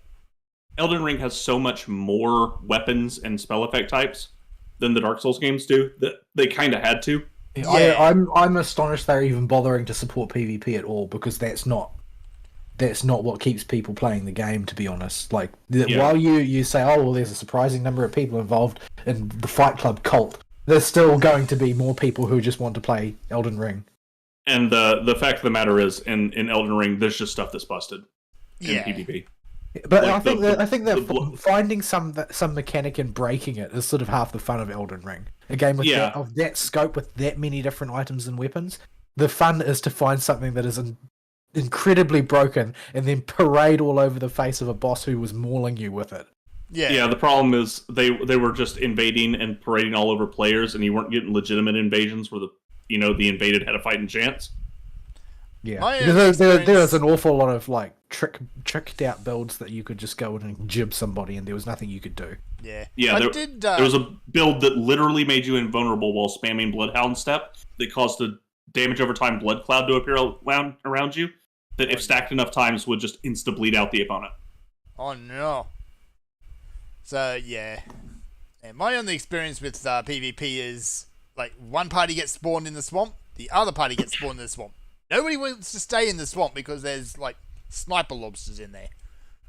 Oh, I love the doing it in the swamp. I love doing it in the sewers in the capital city in Elden Ring, because there are sniper lobsters in the sewers too, but there's also scaffolding. Ah. So now you have to dodge sniper lobsters and the guy charging at you with a great sword across very tiny scaffolding. Yeah. More often than not, the great sword guy will fall off, but it's still funny. Yeah. All the PvP in the sewers, in the swamps devolves to is who can get out of the swamps fastest. Alright, I'm out of Zamel.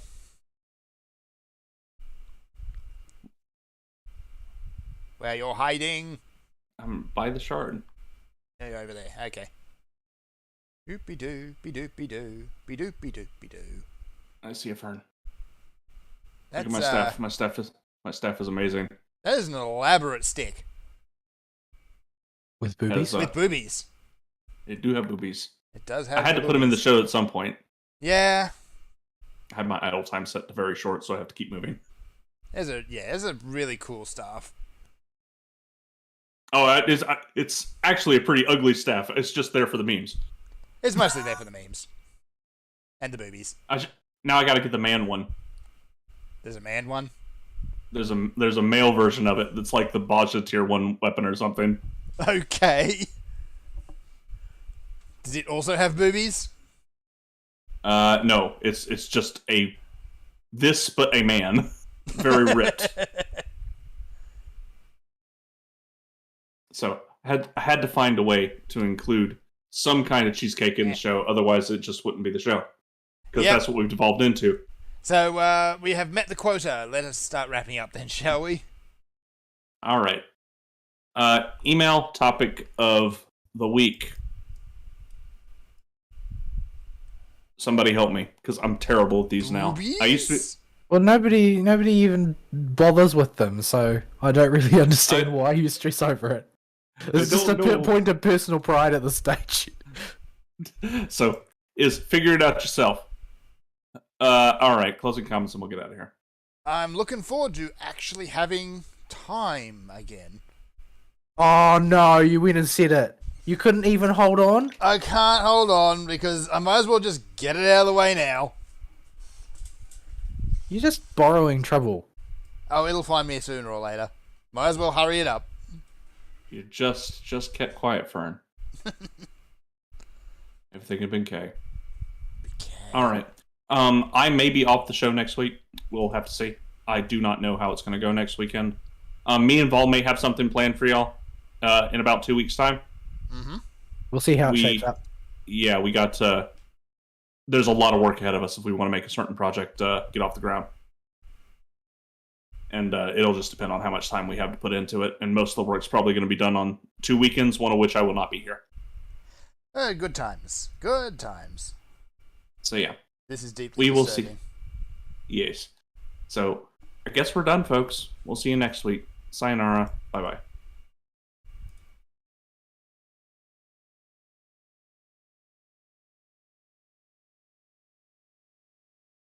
Heartbeat barely there, warm hands, cold as stare, her body so still, with looks that could kill.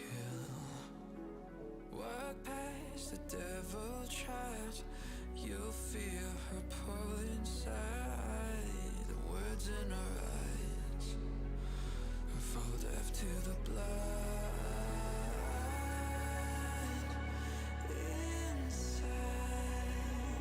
The secrets you'd find, the secrets you'd find. Caught in desire, set up like a trip.